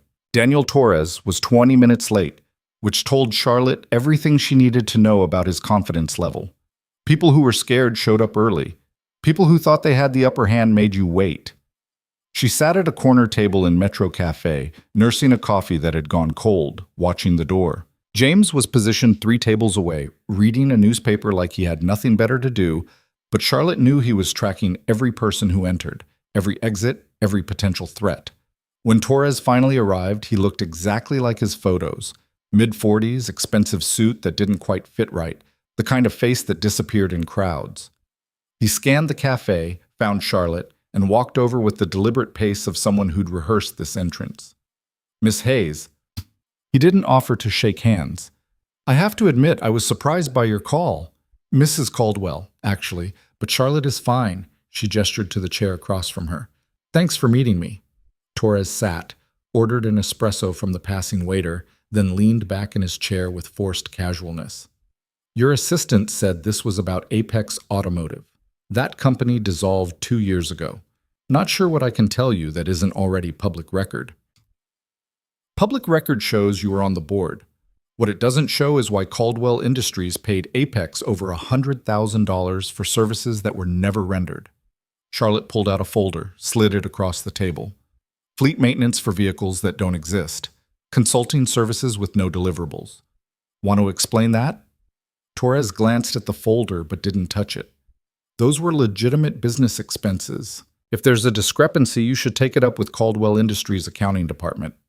I did. They have no record of what services Apex provided. No contracts, no invoices, no paper trail beyond the payments themselves. Charlotte leaned forward. That's not accounting error. That's money laundering.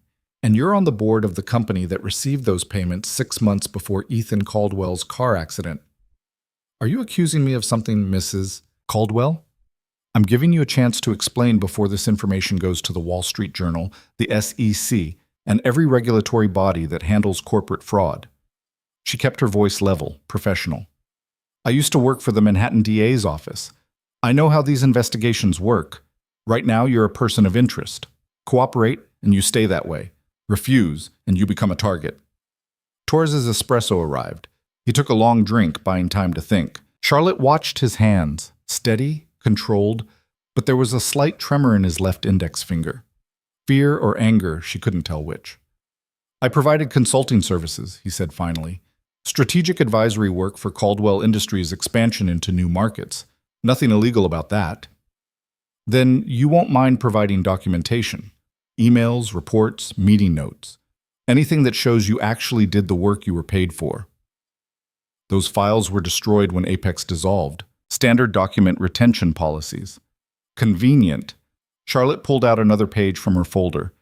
This is your sister, Maria Torres. She works in Richard Caldwell's personal office. Has for 3 years. Want to explain how you ended up on the board of a company that received suspicious payments from Caldwell Industries right before the chairman had a convenient accident? Torres's expression finally cracked. You're reaching. My sister's employment has nothing to do with it has everything to do with it.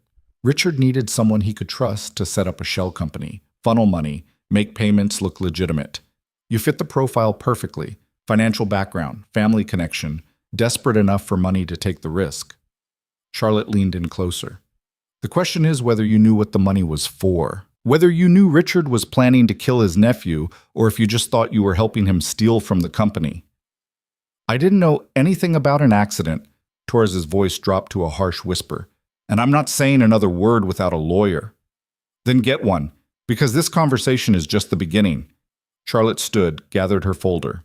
I'll be filing a request with the SEC tomorrow for a full investigation into Apex Automotive and its financial relationship with Caldwell Industries. Your name will be in that request. So will your sister's. Think carefully about whether you want to go down protecting Richard Caldwell or whether you want to make a deal before the investigators show up. She walked away without waiting for a response. James folded his newspaper, followed at a discreet distance. They were a block from the cafe before he spoke. He's scared. He's terrified, which means he knows something.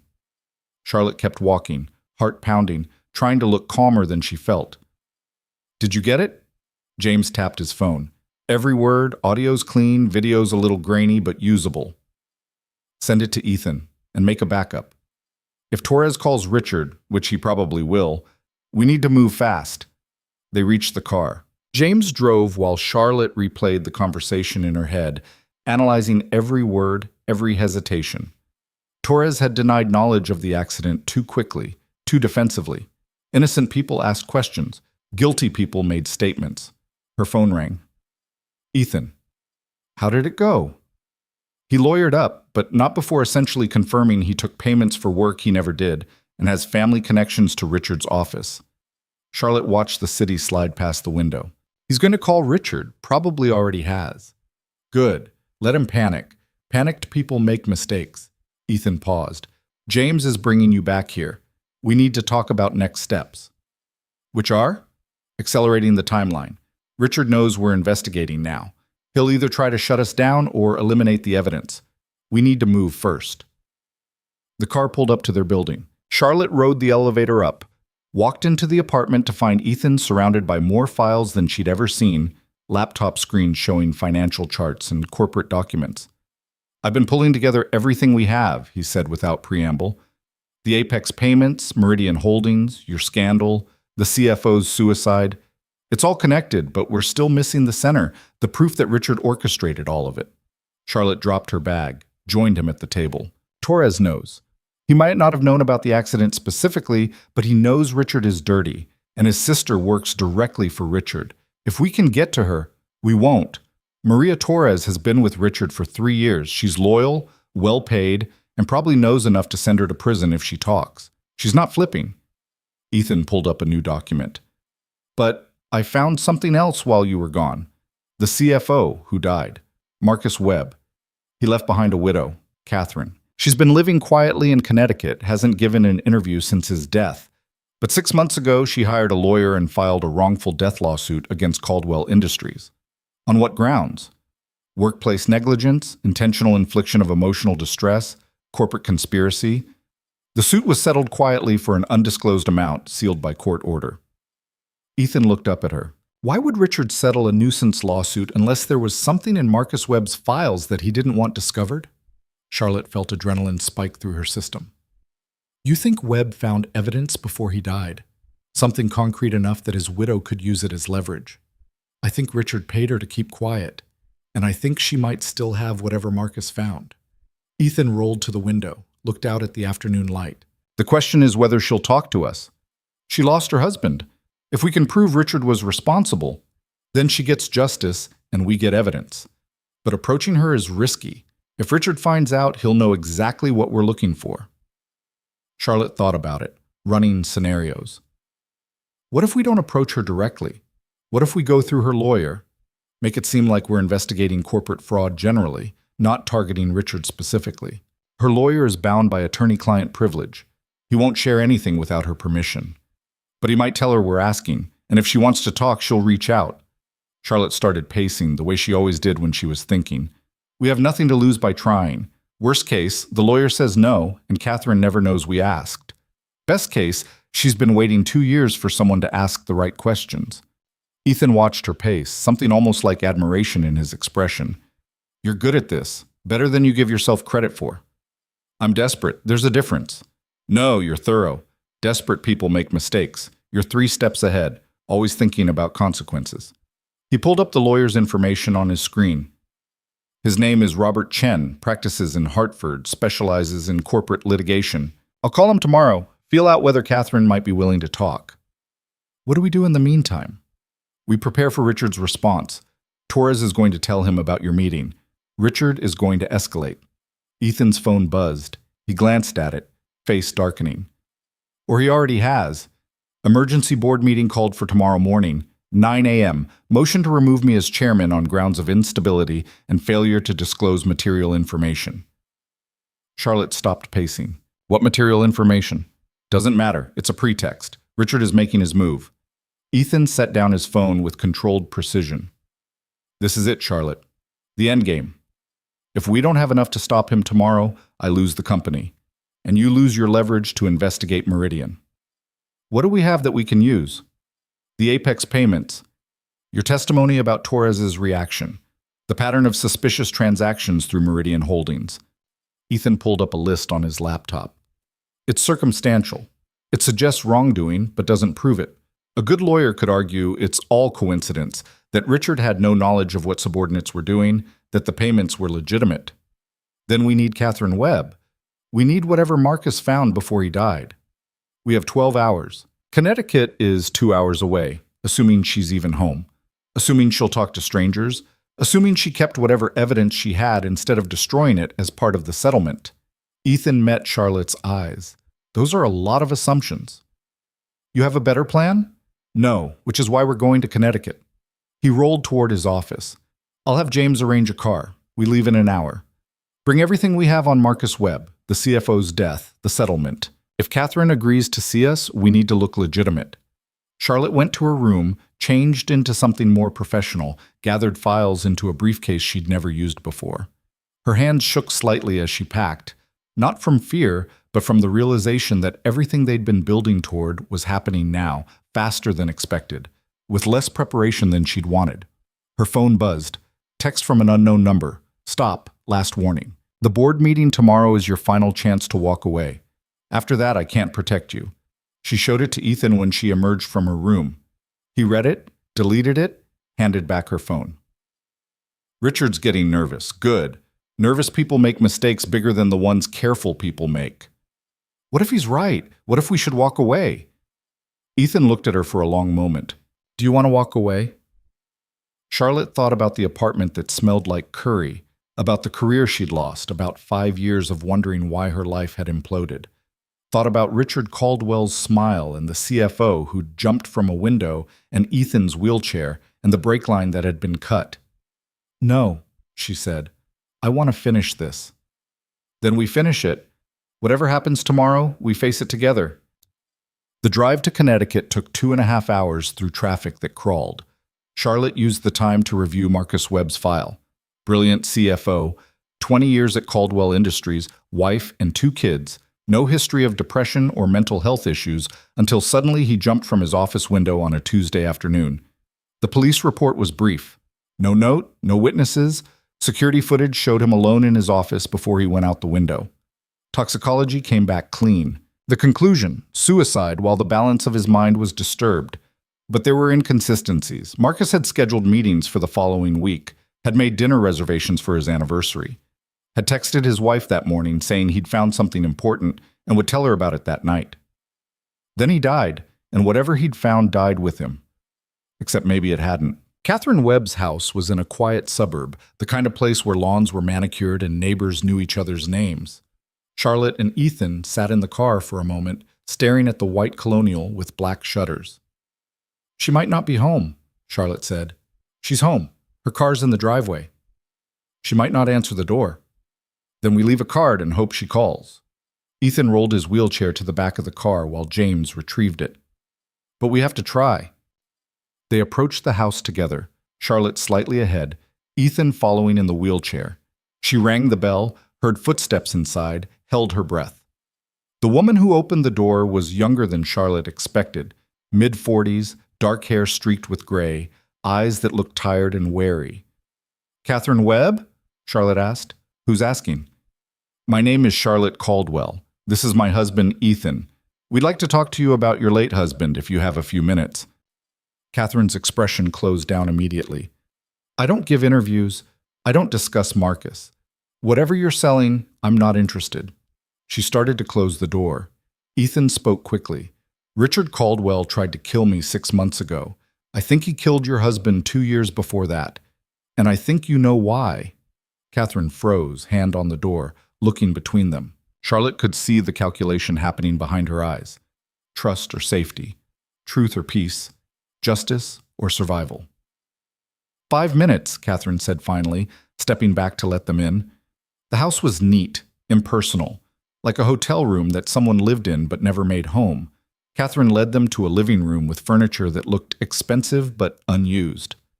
Marcus didn't jump, she said before they'd even sat down. He was pushed. I know it. The police don't care, and Caldwell Industries paid me $2 million to shut up about it. Charlotte felt something slot into place. You took the settlement. I took the money. I have 2 kids to put through college and a mortgage I couldn't pay on my own. Richard Caldwell's lawyer made it very clear that if I pursued the wrongful death claim, I'd spend years in litigation, lose everything, and probably end up with nothing. Catherine's voice was bitter. So yes, I took the settlement, but I never signed a non-disclosure agreement. They thought they were buying my silence. They just bought my time. Ethan leaned forward. What did Marcus find? What got him killed? Proof. Real proof, not just suspicious payments and coincidences. Marcus had been tracking irregularities for months.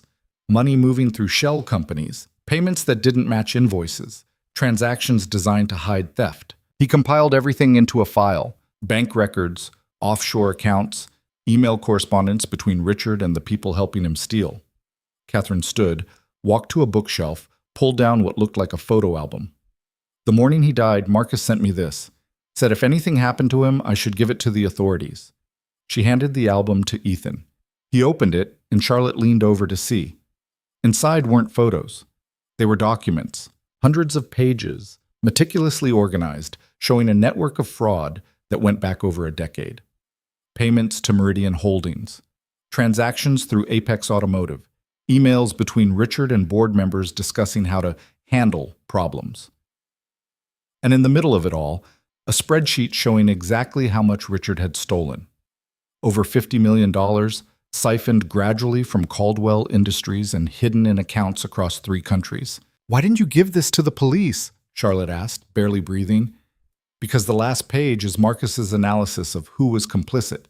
It's not just Richard, it's 3 board members, 2 executives, and the chief legal counsel. All of them benefiting from the fraud, all of them with enough power to bury an investigation before it started. Catherine sat back down, looking exhausted. "I gave it to my lawyer instead.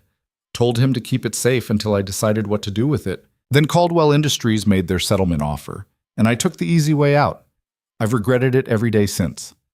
Ethan was carefully turning pages, his expression growing darker with each one. "This is everything. Bank records, wire transfers, email correspondence. With this, we can prove Richard's been embezzling for years. We can prove he's been paying people off, silencing witnesses, eliminating anyone who got too close. Can you prove he killed Marcus?"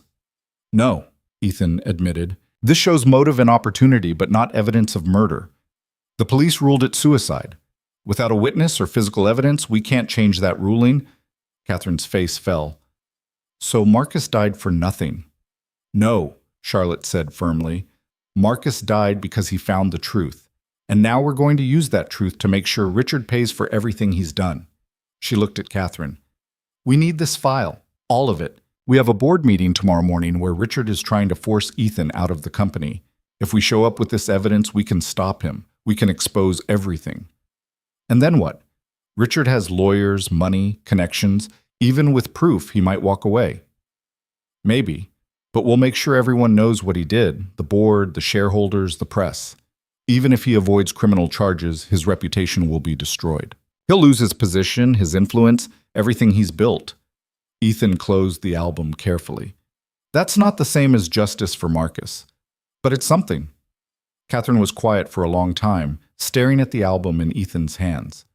"Marcus always said you were the only person at Caldwell Industries who actually cared about doing the right thing. That's why he went to you with what he found. He trusted you." "And I got him killed by pushing for an audit," Ethan said quietly.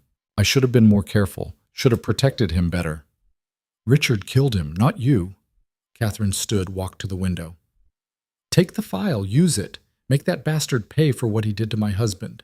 And when you're done, I want my settlement back. Every penny. I don't want Richard Caldwell's blood money anymore."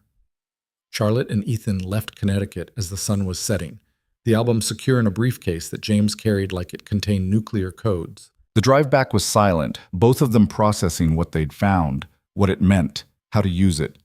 "We should call the board members," Charlotte said as they hit the highway. "Send them copies of the evidence before the meeting. Let them know what they're walking into." "No. If we do that, Richard will know we have it. He'll have time to prepare, to craft a response, to threaten the other conspirators into silence." Ethan looked out the window at the darkening sky. "We show up tomorrow morning with Catherine's file, and we drop it on the table like a bomb. No warning, no preparation, just truth, all at once, too big to ignore." "He'll fight back. He'll claim it's fabricated, that Catherine is lying, that we manufactured evidence. Let him. We have Marcus's original emails, bank records that can be verified, transactions that tie directly to Richard's personal accounts. The evidence speaks for itself." Ethan turned to look at her. "Tomorrow morning, we end this, one way or another." They reached the apartment after 9. Charlotte ordered food neither of them ate, made coffee neither of them drank, tried to sleep in a bed that felt too soft and too cold. Every time she closed her eyes, she saw Marcus Webb falling from a window, saw the CFO who'd trusted the wrong person, saw Richard Caldwell smiling while people died. At 3 in the morning, she gave up on sleep, went to the living room, found Ethan still awake, still reviewing the files. "Can't sleep either?" he asked. "Too much adrenaline." She sat on the couch, pulled a blanket around her shoulders. "What happens after tomorrow? If we win, if Richard gets exposed, if everything works the way we hope?" "The company stabilizes. The fraud gets investigated. Richard probably faces criminal charges, definitely loses his position." Ethan closed his laptop. "And you get your divorce settlement like we agreed." Charlotte was quiet for a moment. "What if I don't want the divorce?" The words hung in the air between them, impossible to take back. Ethan looked at her, really looked at her, for the first time in hours. "Charlotte, I know what the contract says. 6 months, $2 million, clean exit. But somewhere in the last few weeks, this stopped being about money. It started being about," she struggled to find the right words, "about having a partner. Someone who doesn't treat me like I'm broken or used up or damaged. Someone who sees me as useful instead of liability. That's gratitude. It's not gratitude. It's recognition. You look at me like I'm capable of solving problems instead of creating them, like my skills matter more than my mistakes. And I look at you like you're more than the wheelchair, more than the accident, more than Richard's target." Charlotte met his eyes. "I don't know what that is exactly, but I know I don't want it to end just because 6 months are up." Ethan was quiet for so long that Charlotte thought she'd miscalculated, said too much, revealed too much. Then he spoke, voice rough.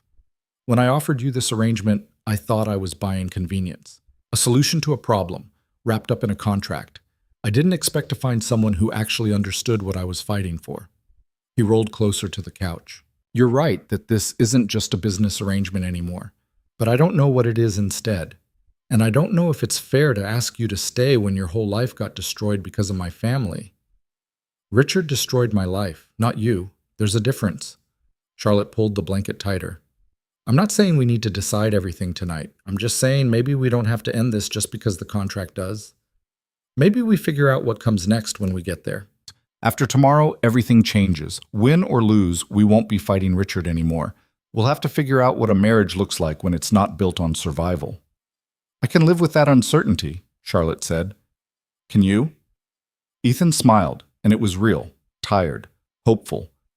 "Yeah, I can live with that." They sat together in the pre-dawn quiet, two people who'd started as strangers in a calculated arrangement and somehow become something neither of them had expected. Outside, the city was beginning to wake. In a few hours, they'd walk into a boardroom and gamble everything on truth being stronger than power. But for now, they just sat together, partners in every sense that mattered, ready to face whatever came next. Charlotte must have dozed eventually because she woke to sunlight and Ethan's hand on her shoulder. "It's time," he said. She got up, got dressed, put on armor disguised as a business suit. Ethan wore the navy blue he always wore to board meetings, looking calm and controlled and nothing like someone about to blow up his uncle's entire operation. James drove them to Caldwell Industries Tower. Charlotte carried the briefcase with Marcus Webb's file, feeling the weight of it, the evidence that would either save them or mean nothing at all. The boardroom was already full when they arrived, 12 members plus Richard, all of them looking serious and uncomfortable. Richard sat at the far end of the table, the same spot he'd occupied at every meeting, smiling his poisonous smile. "Ethan, Charlotte, good of you to join us." He gestured to the empty chairs. "Shall we begin?" Ethan rolled to the head of the table, Charlotte standing beside him. She set the briefcase down carefully, didn't open it yet. "Before we start," Ethan said, "I'd like to address the motion to remove me as chairman. I understand there are concerns about undisclosed material information. I'm here to disclose that information now." Richard's smile widened. "By all means, transparency is important." Ethan nodded to Charlotte. She opened the briefcase, pulled out the file, began distributing copies to each board member. She watched their faces as they started reading. Confusion first, then comprehension, then shock. "What you're looking at," Ethan said calmly, "is evidence compiled by our former CFO, Marcus Webb, showing systematic embezzlement from Caldwell Industries over the past decade. $50 million stolen through shell companies, offshore accounts, and fraudulent transactions. The evidence includes bank records, email correspondence, and a complete accounting of where the money went and who benefited. Richard's smile had frozen on his face. This is absurd. Marcus Webb was mentally unstable. Everyone knows he committed suicide. Marcus Webb was murdered because he found proof of your crimes. Charlotte's voice cut through the room like a knife. He documented everything. The Meridian Holdings fraud, the Apex Automotive payments, the conspiracy to force Ethan out of leadership. All of it leads back to you, Richard. One of the board members, elderly, serious-faced, looked up from the file. These bank records show transfers from Caldwell Industries accounts to offshore holdings in Richard's name. This is embezzlement. This is fraud. It's fabricated, Richard said, but his voice had lost its confidence. They manufactured this evidence to discredit me because they're losing control. The records can be verified, Ethan said. Every transaction, every account number, every email. We've already sent copies to the SEC, the FBI, and the Wall Street Journal. By tomorrow morning, this will be public. The question is what the board chooses to do about it today. The room erupted, board members shouting questions, demanding explanations, looking between Richard and Ethan like they were watching a bomb explode in slow motion. Richard stood, his face red with rage. You have no idea what you've done. You think exposing this will hurt me? I have lawyers. I have connections. I'll tie this up in litigation for years while Caldwell Industries burns to the ground around you. Maybe, Ethan said, but you'll burn with it. Your reputation, your position, your freedom. Everything you've built by stealing from the company my father created. Was it worth it, Uncle? $50 million and a trail of bodies? Richard's hand shook as he pointed at Charlotte. This is her fault. She's been poisoning you against me, feeding you lies, manipulating you since the day you married her. She's using you, Ethan, just like she's used everyone else in her pathetic career. Charlotte stepped forward, voice steady. I'm not the one who destroyed Marcus Webb. I'm not the one who cut Ethan's brake line. I'm not the one who stole $50 million from family. That's all you, Richard, and now everyone knows. The board chairman, a woman in her 60s who'd been silent until now, stood up. This meeting is over. Richard, you're suspended pending investigation. Security will escort you from the building. The board will convene an emergency session tomorrow to discuss permanent removal and criminal referral. She looked at Ethan. You'll remain as chairman, and you'll work with investigators to ensure full transparency. Richard's face had gone white. You're making a mistake. All of you. When I prove this is fabricated, security is waiting outside, the chairman said coldly. Don't make this worse than it already is. 2 security guards appeared at the door. Richard looked around the table one last time, searching for allies, finding none. Then he walked out, shoulders straight, still trying to maintain dignity, even as his empire collapsed. When the door closed behind him, the room released a collective breath. We'll need full access to Marcus Webb's widow, the chairman said to Ethan, and copies of everything you just presented. The board will be conducting its own investigation in parallel with regulatory authorities. You'll have everything, Ethan promised. The meeting adjourned. Board members filed out, some congratulating Ethan, others avoiding eye contact, all of them looking shell-shocked.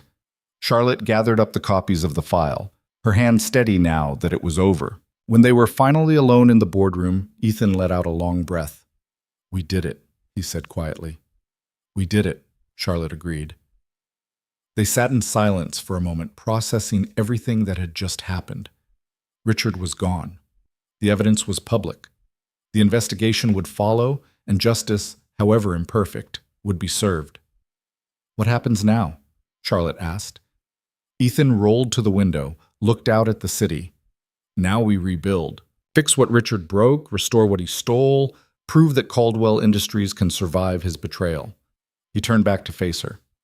And we figure out what our marriage looks like when we're not fighting for survival. Charlotte joined him at the window. I'm still not sure I know how to do that. Neither am I, but we have time to learn. Ethan reached for her hand. The contract was 6 months. We're only halfway through. Let's see what the second half looks like. She squeezed his hand, felt something settle in her chest that might have been hope or relief, or the beginning of something real. Outside, the city spread out before them, full of possibility, full of challenges, full of a future they'd have to build together. But for the first time since this started, Charlotte thought they might actually succeed. The Wall Street Journal ran the story 3 days later, front page above the fold. Sarah Mitchell had done her homework, interviews with board members, verification of the financial records, quotes from Catherine Webb about Marcus's death. The headline was brutal and accurate. Caldwell Industries CFO's widow breaks silence. My husband was murdered for uncovering $50 million fraud. Charlotte read it over coffee in the apartment that still didn't quite feel like home, watching Ethan scan the article on his laptop with an expression she couldn't read. She didn't mention the settlement, he said finally. Catherine said she wanted her integrity back. This is how she gets it. Charlotte set down the paper. Richard's lawyers will fight this. They'll claim Marcus was unstable, that the evidence was tampered with, that we orchestrated everything to discredit him. Let them fight. The SEC has the original bank records. The FBI is investigating the offshore accounts, and 3 board members resigned yesterday rather than face questioning. Ethan closed the laptop. Richard's done. Even if he avoids prison, he's finished in corporate circles. That doesn't feel like enough. It never does. Justice isn't about revenge, Charlotte. It's about stopping the damage and making sure it doesn't happen again. He rolled away from the table, moved to the window where morning light made the city look clean and new. Marcus Webb is still dead. Your career was still destroyed. I still need this wheelchair. We can't undo any of that. All we can do is make sure Richard doesn't hurt anyone else. Charlotte joined him at the window, stood close enough that their reflections overlapped in the glass. When does it stop feeling like we lost even though we won? I don't know. Maybe it doesn't. Ethan's voice was quiet. But we're still here, we're still fighting. That counts for something. The first criminal charges were filed a week later. Securities fraud, wire fraud, conspiracy to commit embezzlement. Federal prosecutors held a press conference announcing the indictment, standing in front of cameras with the confidence of people who had bulletproof evidence. Richard's lawyer issued a statement denying everything, claiming political persecution and corporate rivalry. Nobody believed him. Charlotte watched the press conference from Caldwell Industries headquarters, standing in Ethan's office, 43 floors above a city that suddenly felt smaller. She'd spent the week working with investigators, walking them through the financial records, explaining how the money had moved and where it had gone. The work was familiar, comforting even, solving puzzles, following trails, finding truth buried in numbers. You're good at this, Ethan had said one evening, watching her explain a particularly complex transaction chain to an FBI agent. You should consider doing it professionally again. I have a non-compete clause with being your wife, she'd replied, not quite joking. The contract expires in 2 months. After that, you're free to do whatever you want. The words had hung between them, heavy with implications neither was ready to discuss. Now, watching Richard's empire collapse on television, Charlotte thought about freedom and what it actually meant. She'd entered this arrangement desperate for escape, willing to trade 6 months of performance for enough money to disappear. But somewhere between the gala in Connecticut and the boardroom confrontation, escape had stopped being the goal. She'd found something else instead: purpose, partnership, the satisfaction of uncovering truth and using it to create change. Her phone buzzed. Text from Catherine Webb. Thank you for finishing what Marcus started. Charlotte replied, thank you for trusting us with his work. Another text, this time from a number she didn't recognize. Miss Hayes, this is Robert Chen, Catherine Webb's attorney. My client would like to discuss establishing a foundation in Marcus's name, focused on supporting whistleblowers and protecting corporate investigators. She's asked if you'd be interested in serving on the board. Details to follow if interested. Charlotte stared at the message, feeling something shift in her chest. A foundation. Real work. Using her actual skills. Helping people who'd been destroyed the way she'd been destroyed. She showed the text to Ethan when he emerged from his afternoon meeting with the board. Are you going to accept? He asked. I don't know. It's complicated. Because of us? Because of everything. Charlotte set down her phone. 2 months ago, I was broke and unemployed, living in an apartment that smelled like curry, with no future and a past I couldn't escape. Now I'm married to a billionaire, helping investigate federal crimes, getting offers to join foundation boards. It doesn't feel real. It's real. You earned all of it. Ethan rolled closer. The foundation work, the investigation, the respect you're getting from people who matter. That's not because you married me. That's because you're brilliant at what you do, and people are finally seeing it. But I only got the chance because you hired me for a fake marriage. True. But you turned that fake marriage into something that mattered. You found evidence that brought down a criminal. You gave Catherine Webb justice for her husband. You helped protect a company that employs 5,000 people. He looked up at her. The marriage might have started as strategy, but what you've accomplished is all you. Charlotte sat down on the edge of his desk, suddenly tired. What happens when the contract ends? When I'm not your wife anymore and I have to figure out who I am without that role? Then you figure it out, same as everyone else who goes through a transition. Ethan's voice was gentle. But you don't have to do it alone. The contract might end, but that doesn't mean we do. Unless you want to. I don't know what I want, except to stop feeling like my entire life is borrowed or performed or temporary. So make it permanent. Accept the foundation position. Build a career that's yours. Stay in New York or leave. Keep the apartment or find something new. Stay married or get divorced. Just make choices that belong to you instead of reacting to what other people did to you. Charlotte looked at him. At this man who'd offered her money and given her something more valuable instead. The chance to remember who she was before everything fell apart. What do you want? From me? From this marriage? From whatever comes next? Ethan was quiet for a long moment, choosing his words carefully. I want a partner. Someone who challenges me, who doesn't treat me like I'm fragile, who sees past the wheelchair and the money and the corporate drama. I thought I was hiring someone to play a role. Instead, I found someone who makes me want to stop performing entirely. He met her eyes. But I don't want you to stay because of obligation or gratitude or contracts. I want you to stay because you choose to. And if you don't choose that, I'll understand. That's a lot of pressure to put on someone who's still figuring out how to trust their own judgment. Then take your time. The contract doesn't expire for 8 weeks. Use them. Accept the foundation position. Build something real. Figure out what you want your life to look like. I'll still be here when you're ready to decide. Charlotte nodded, not trusting her voice. She went back to her office. They'd given her an office 3 doors down from Ethan's. Official title, special consultant. Unofficial role, the person who saved the company from implosion. And stared at Robert Chen's message for a long time before finally typing a response. I'm interested. Let's schedule a call to discuss details. The foundation work started slowly. Conference calls with Catherine and her lawyer, discussions about mission and structure and funding. Charlotte found herself energized by it in ways she hadn't expected, excited to build something from nothing, to create systems that would protect people the way she wished someone had protected her. Meanwhile, Richard's legal battles intensified. His lawyers filed motion after motion, challenging evidence, demanding dismissals, claiming prosecutorial misconduct. The judge denied everything, set a trial date for the following year. Richard posted bail and disappeared into a mansion in the Hamptons, giving no interviews, making no public appearances, probably strategizing his next move. He's not done, James said one evening, standing in Ethan's office during a security briefing. Men like Richard don't accept defeat. They regroup. Let him regroup, Ethan said.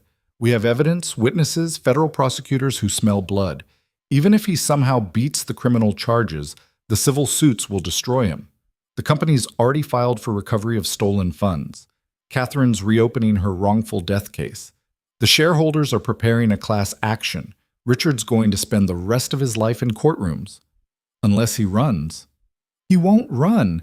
That would be admitting guilt. Richard's too proud for that. Ethan looked at Charlotte. But James is right that we need to stay careful. Desperate people do desperate things. Charlotte had been receiving threats since the Wall Street Journal story broke. Anonymous emails, blocked phone calls, messages that ranged from crude insults to detailed descriptions of violence. James had traced most of them to random internet trolls, nothing credible, but he'd still insisted on increased security. She now had a driver, a panic button app on her phone, and instructions to never go anywhere alone. It felt excessive until the morning she found a dead rat on the doorstep of the apartment building, a note attached to its tail. Rats get exterminated. James handled it with his usual efficiency. Police report filed, building security upgraded, the incident documented for the prosecutors building their case against Richard. But Charlotte couldn't shake the image, the message, the reminder that Richard might be facing criminal charges, but he still had reach.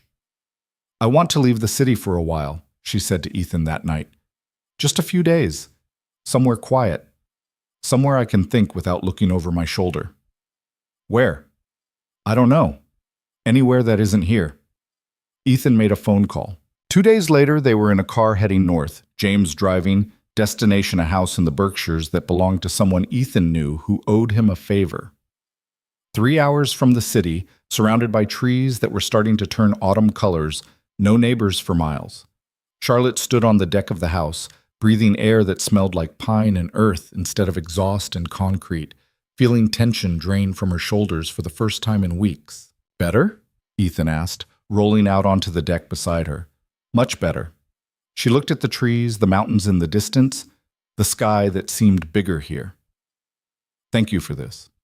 Thank you for not making me stay in the city during the media circus." He gestured to the woods around them. "We can stay as long as you want.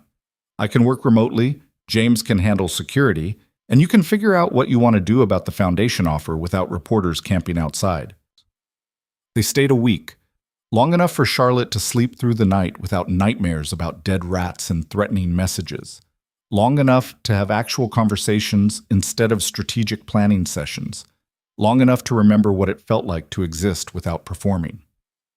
One evening, sitting on the deck watching the sun set, Ethan asked the question Charlotte had been avoiding. "Have you decided about the foundation?" "I'm accepting the position. Catherine and I had a call yesterday. We're planning to launch in the spring." Charlotte pulled her jacket tighter against the cooling air. "It feels right. Like something Marcus would have wanted. Like something I need to do." "That's good. You'll be excellent at it." "It means staying in New York. At least for a while until the foundation is established and running." She looked at him. "Is that a problem?" "Why would it be a problem?" "Because in 6 weeks our contract expires, and I don't know what happens after that. Whether I stay in the apartment or find my own place, whether we're still married or signing divorce papers, whether any of this was real or just very convincing performance." Ethan was quiet, watching the sunset paint the sky in shades of orange and pink. "Do you want it to be real?" "I want to stop questioning everything. I want to wake up and know that the life I'm living actually belongs to me instead of being something I borrowed or stole or performed my way into." Charlotte's voice cracked slightly. "I want to believe that somewhere in the last 4 months, I became someone worth choosing instead of someone desperate enough to accept whatever was offered." "Charlotte." Ethan reached for her hand. "Look at me."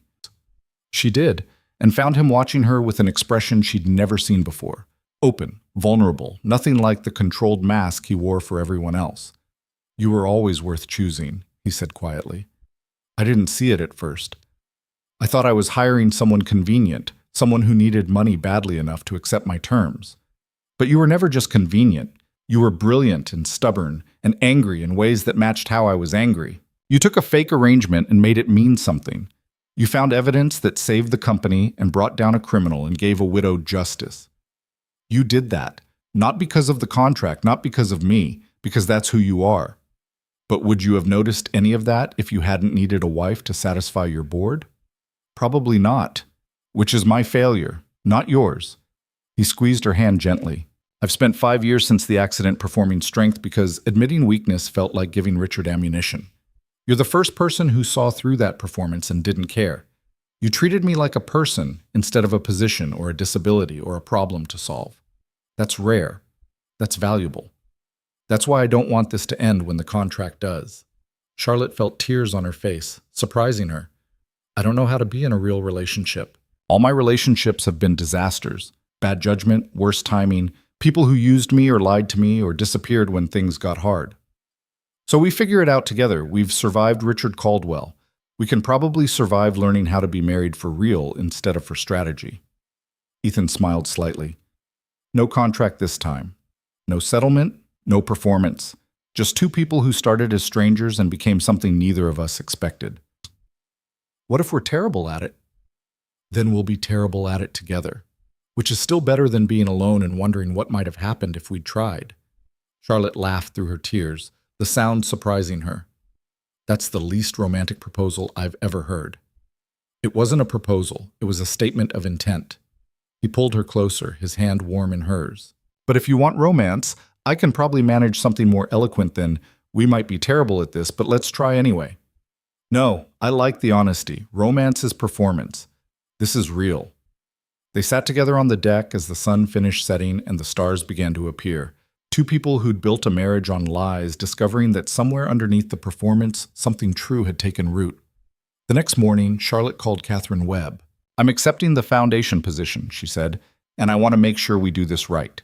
Not just lip service to whistleblower protection, but real support, legal funds, career counseling, mental health resources, everything I wish I'd had when my life fell apart.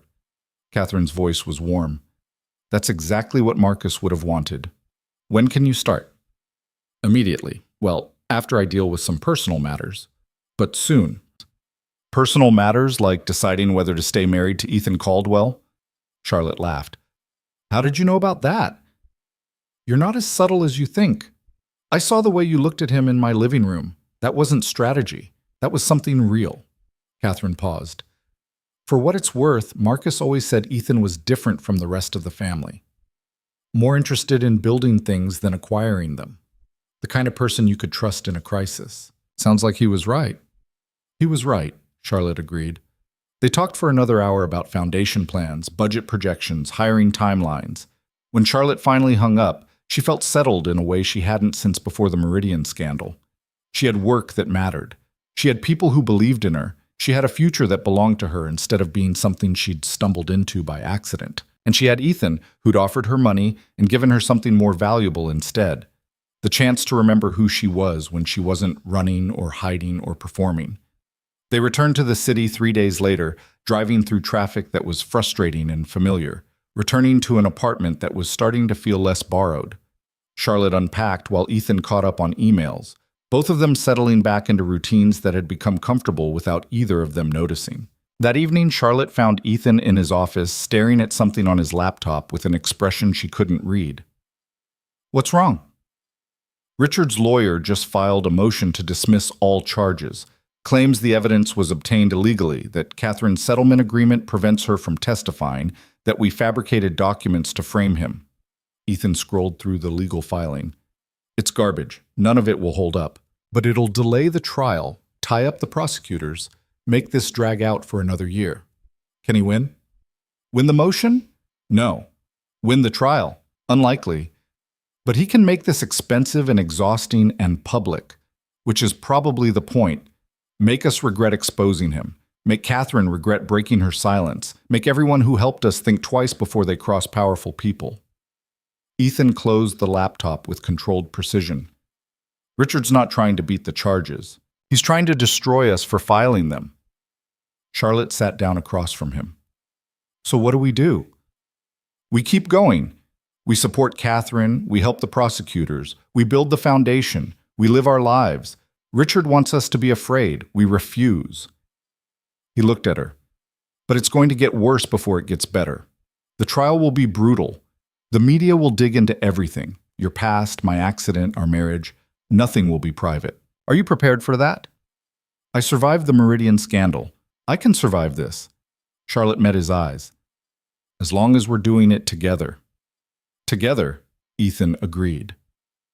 The trial preparations consumed the next several months. Depositions, witness interviews, document review. Charlotte spent hours with prosecutors, walking them through the financial evidence, explaining how the fraud had worked, providing context for Marcus Webb's investigation. Catherine testified about her husband's death, about the settlement she'd accepted, about the files she'd kept hidden for 2 years. Board members testified about Richard's influence, his manipulation, his careful construction of a criminal enterprise disguised as corporate strategy.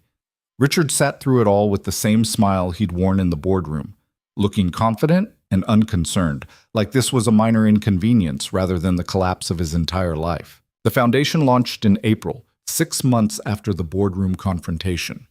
They held a small ceremony at a hotel, invited whistleblowers and journalists and lawyers who specialized in protecting corporate investigators. Charlotte gave a speech about Marcus Webb's courage, about the cost of truth-telling, about the importance of supporting people who risked everything to expose fraud. Ethan sat in the front row, watching her speak with an expression that made Charlotte's chest tight. After the ceremony, he rolled over to where she was accepting congratulations from Catherine. "You were amazing," he said simply. "I was nervous." "You hit it well. Very convincing performance." Charlotte smiled. "I'm done with performances. That was just me, being honest about what matters." "Even better then." The contract had expired 2 months earlier, quietly, without ceremony or discussion. Charlotte had simply stopped thinking of herself as someone playing a role and started thinking of herself as someone building a life. She'd kept the apartment, kept the marriage, kept showing up for foundation work and supporting Ethan through the trial preparations and figuring out how to be in a relationship that wasn't based on survival. It wasn't always smooth. They fought about small things, her tendency to leave coffee cups everywhere, his habit of working until 2 in the morning, the fact that neither of them knew how to communicate feelings without wrapping them in analysis and strategy. But they learned, slowly, imperfectly, with the same determination they'd brought to bringing down Richard. The trial finally began in June, almost a year after the boardroom confrontation. Charlotte attended every day, sitting behind the prosecutors, watching Richard's lawyers try to dismantle evidence that was ironclad.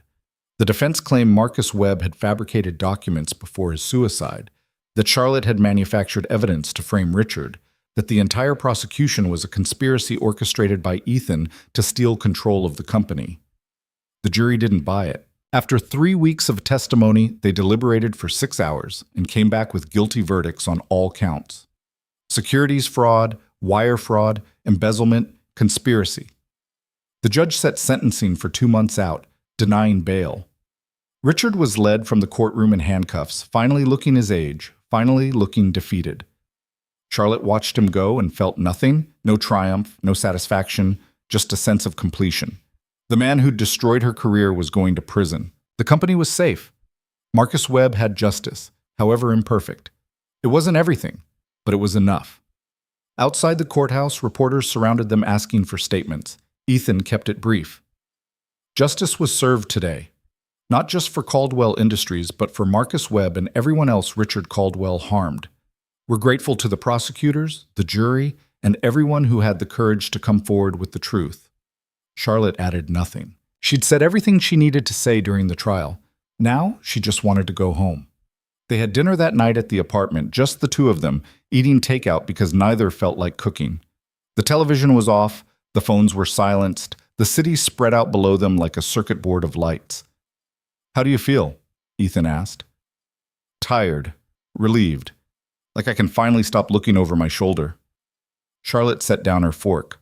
"How about you?" "Grateful, for the verdict, for Catherine's courage, for you." He reached across the table, took her hand. "I know I've said this before, but I need to say it again. Thank you for not walking away when you could have, for seeing this through even when it got dangerous and expensive and exhausting. You didn't have to do any of that." "Yes, I did, because somewhere between the contract and the investigation and learning how to be married for real, this stopped being about obligation. It became about partnership, about building something that mattered." Charlotte squeezed his hand. "You gave me a chance to remember who I was before everything fell apart. That's worth more than any settlement." "So no regrets?" "Plenty of regrets. I regret the apartment that smelled like curry, regret trusting the wrong supervisor, regret letting the Meridian scandal destroy my confidence. But I don't regret saying yes to your arrangement, even though it was insane and risky, and probably should have ended badly." She smiled. "Turns out sometimes the crazy gambles are the ones worth taking." Ethan stood, moved around the table, pulled her close. They'd gotten better at this, at physical closeness, at showing affection, at being vulnerable with each other. It still felt new, still required conscious effort, but it was getting easier. "I love you," he said quietly. "I don't know when it happened or how to explain it, but somewhere between hiring you and fighting Richard and learning that you leave coffee cups everywhere, I fell in love with you, and I wanted you to know that before anything else happens, before life gets complicated again, before we have to deal with sentencing and foundation work and whatever comes next, Charlotte felt tears again, the good kind this time. I love you too. Which is terrifying because I'm terrible at relationships, and you're the first person I've trusted in years, and I have no idea how to do this without screwing it up. So we screw it up together and fix it as we go. That's what partners do. They stood together in the apartment that had finally become home, two people who'd started as strangers in a calculated arrangement and somehow became everything neither of them knew they needed. Richard's sentencing hearing was held on a Tuesday in August, hot and humid, the kind of day that made the city feel like it was melting. The judge gave him 15 years in federal prison, with recommendations against early parole. Richard showed no emotion as the sentence was read, just nodded once and was led away. Catherine Webb wept quietly in the gallery. Charlotte reached over, took her hand, held it while the courtroom emptied. It's not enough, Catherine said. Marcus is still gone. 15 years doesn't bring him back. No, but it means Richard can't hurt anyone else. It means Marcus's work mattered. It means the truth won, even if the victory feels incomplete. Catherine nodded, wiped her eyes. The foundation. We'll make sure this never happens to anyone else. That's how we honor Marcus, by protecting the people who come after. They held a memorial service for Marcus Webb that weekend, small and private, attended by people who'd known him and people who'd been inspired by his courage. Charlotte spoke about the cost of truth-telling, about the price that whistleblowers paid, about the importance of creating systems that protected people instead of punishing them for being honest. Ethan listened from the back row, and when it was over, he told her she'd found her calling. You're good at this. Building things, protecting people, creating change. The foundation work suits you. It feels right, like something I was always supposed to do, but took a long detour to get here. Charlotte looked around the small chapel where they'd gathered. Marcus's death wasn't meaningless. It led to Richard's conviction, to the foundation, to systems that will protect people. That doesn't make it okay, but it makes it matter. They left the service together, drove back to the apartment through summer traffic, spent the evening on the couch, not talking, just existing in the same space. Charlotte had learned that some moments didn't need words, that sometimes presence was enough. The foundation grew steadily over the following months. They hired staff, established legal funds, created counseling programs for people whose careers had been destroyed by retaliation. Charlotte threw herself into the work, energized by helping people who reminded her of herself, smart, capable, devastated by betrayal, desperate for someone to believe them. One afternoon in October, she received an email from her former supervisor at the DA's office, the one who'd fed her false information, who'd taken early retirement with a generous settlement, who'd sold her out for $600,000. The email was brief. I saw the news about Richard Caldwell's conviction. I wanted to say I'm sorry for my role in what happened to you. It doesn't excuse what I did, but I thought you should know I regret it. You deserved better. Charlotte stared at the message for a long time, feeling complicated emotions she couldn't quite name. Anger that he'd waited 5 years to apologize. Relief that he'd acknowledged the truth. Frustration that sorry couldn't undo the damage. She showed it to Ethan that evening. Are you going to respond? He asked. I don't know. Part of me wants to tell him exactly what his betrayal cost me. Part of me just wants to delete it and move on. What do you want to accomplish by responding? Charlotte thought about it.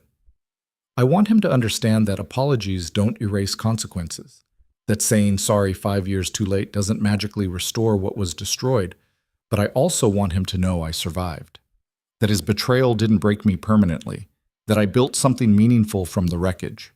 So tell him that. She did, crafting a response that was honest without being cruel, that acknowledged his apology while making clear it changed nothing, that demonstrated she'd moved beyond being his victim. When she hit send, she felt lighter, like she'd finally closed a chapter that had been hanging open for too long. That night, lying in bed next to Ethan, Charlotte thought about the journey from desperate and broke to married and purposeful, about the contract that had expired 6 months ago, but somehow hadn't mattered because the relationship it created had become real, about Richard in prison and Marcus's foundation and Catherine finding peace and a former supervisor finally admitting the truth. Are you awake? She asked quietly. Yeah. Do you ever think about how different things would be if you hadn't shown up at my apartment that night? Ethan rolled onto his side, facing her in the dark. All the time. I think about you still living in that apartment, still struggling, still letting the Meridian scandal define you. I think about me losing the company to Richard, never finding the evidence, never bringing him to justice. We saved each other. We did, which is probably the best foundation for a marriage, mutual salvation disguised as a business arrangement. Charlotte laughed softly. That's still not romantic. No, but it's honest. And honesty matters more than romance. They were quiet for a while, just breathing in the dark. Two people who'd learned that sometimes the best relationships were the ones you built instead of the ones you fell into. I want to renew our vows, Charlotte said suddenly. Not because the contract requires it, not because we're performing for anyone, just because I want to stand in front of people who matter and choose you deliberately instead of desperately. When? I don't know. Next year, maybe? After the foundation is established, after Richard's appeals are exhausted, after we've had time to be married without crisis driving every decision. That sounds perfect. Terrifying and imperfect, and probably complicated, just like everything else we do. Charlotte smiled in the dark. Exactly. They planned the ceremony for the following spring, small and private, held in the same courthouse where they'd signed the original contract. But this time, there were no ulterior motives, no desperate timelines, no performance for cameras. Just two people choosing each other deliberately, witnesses who were friends instead of strangers, vows they wrote themselves instead of reciting from a standard template. Charlotte wore a simple dress, nothing like the expensive gown from the gala. Ethan wore the navy suit he always wore but looked somehow different in it, more relaxed, less defended, like he'd finally stopped performing and started living. Catherine Webb attended, bringing her children.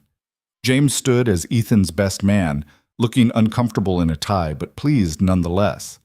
The foundation staff came, along with a few board members who'd supported them during the fight against Richard. When the judge asked if they took each other as partners in marriage, Charlotte said yes without hesitation, meaning it more than she'd meant anything in her life. When it was over and they signed new papers that were identical to the old ones except in intent, Ethan pulled her close. No regrets? He asked, echoing the question from a year ago.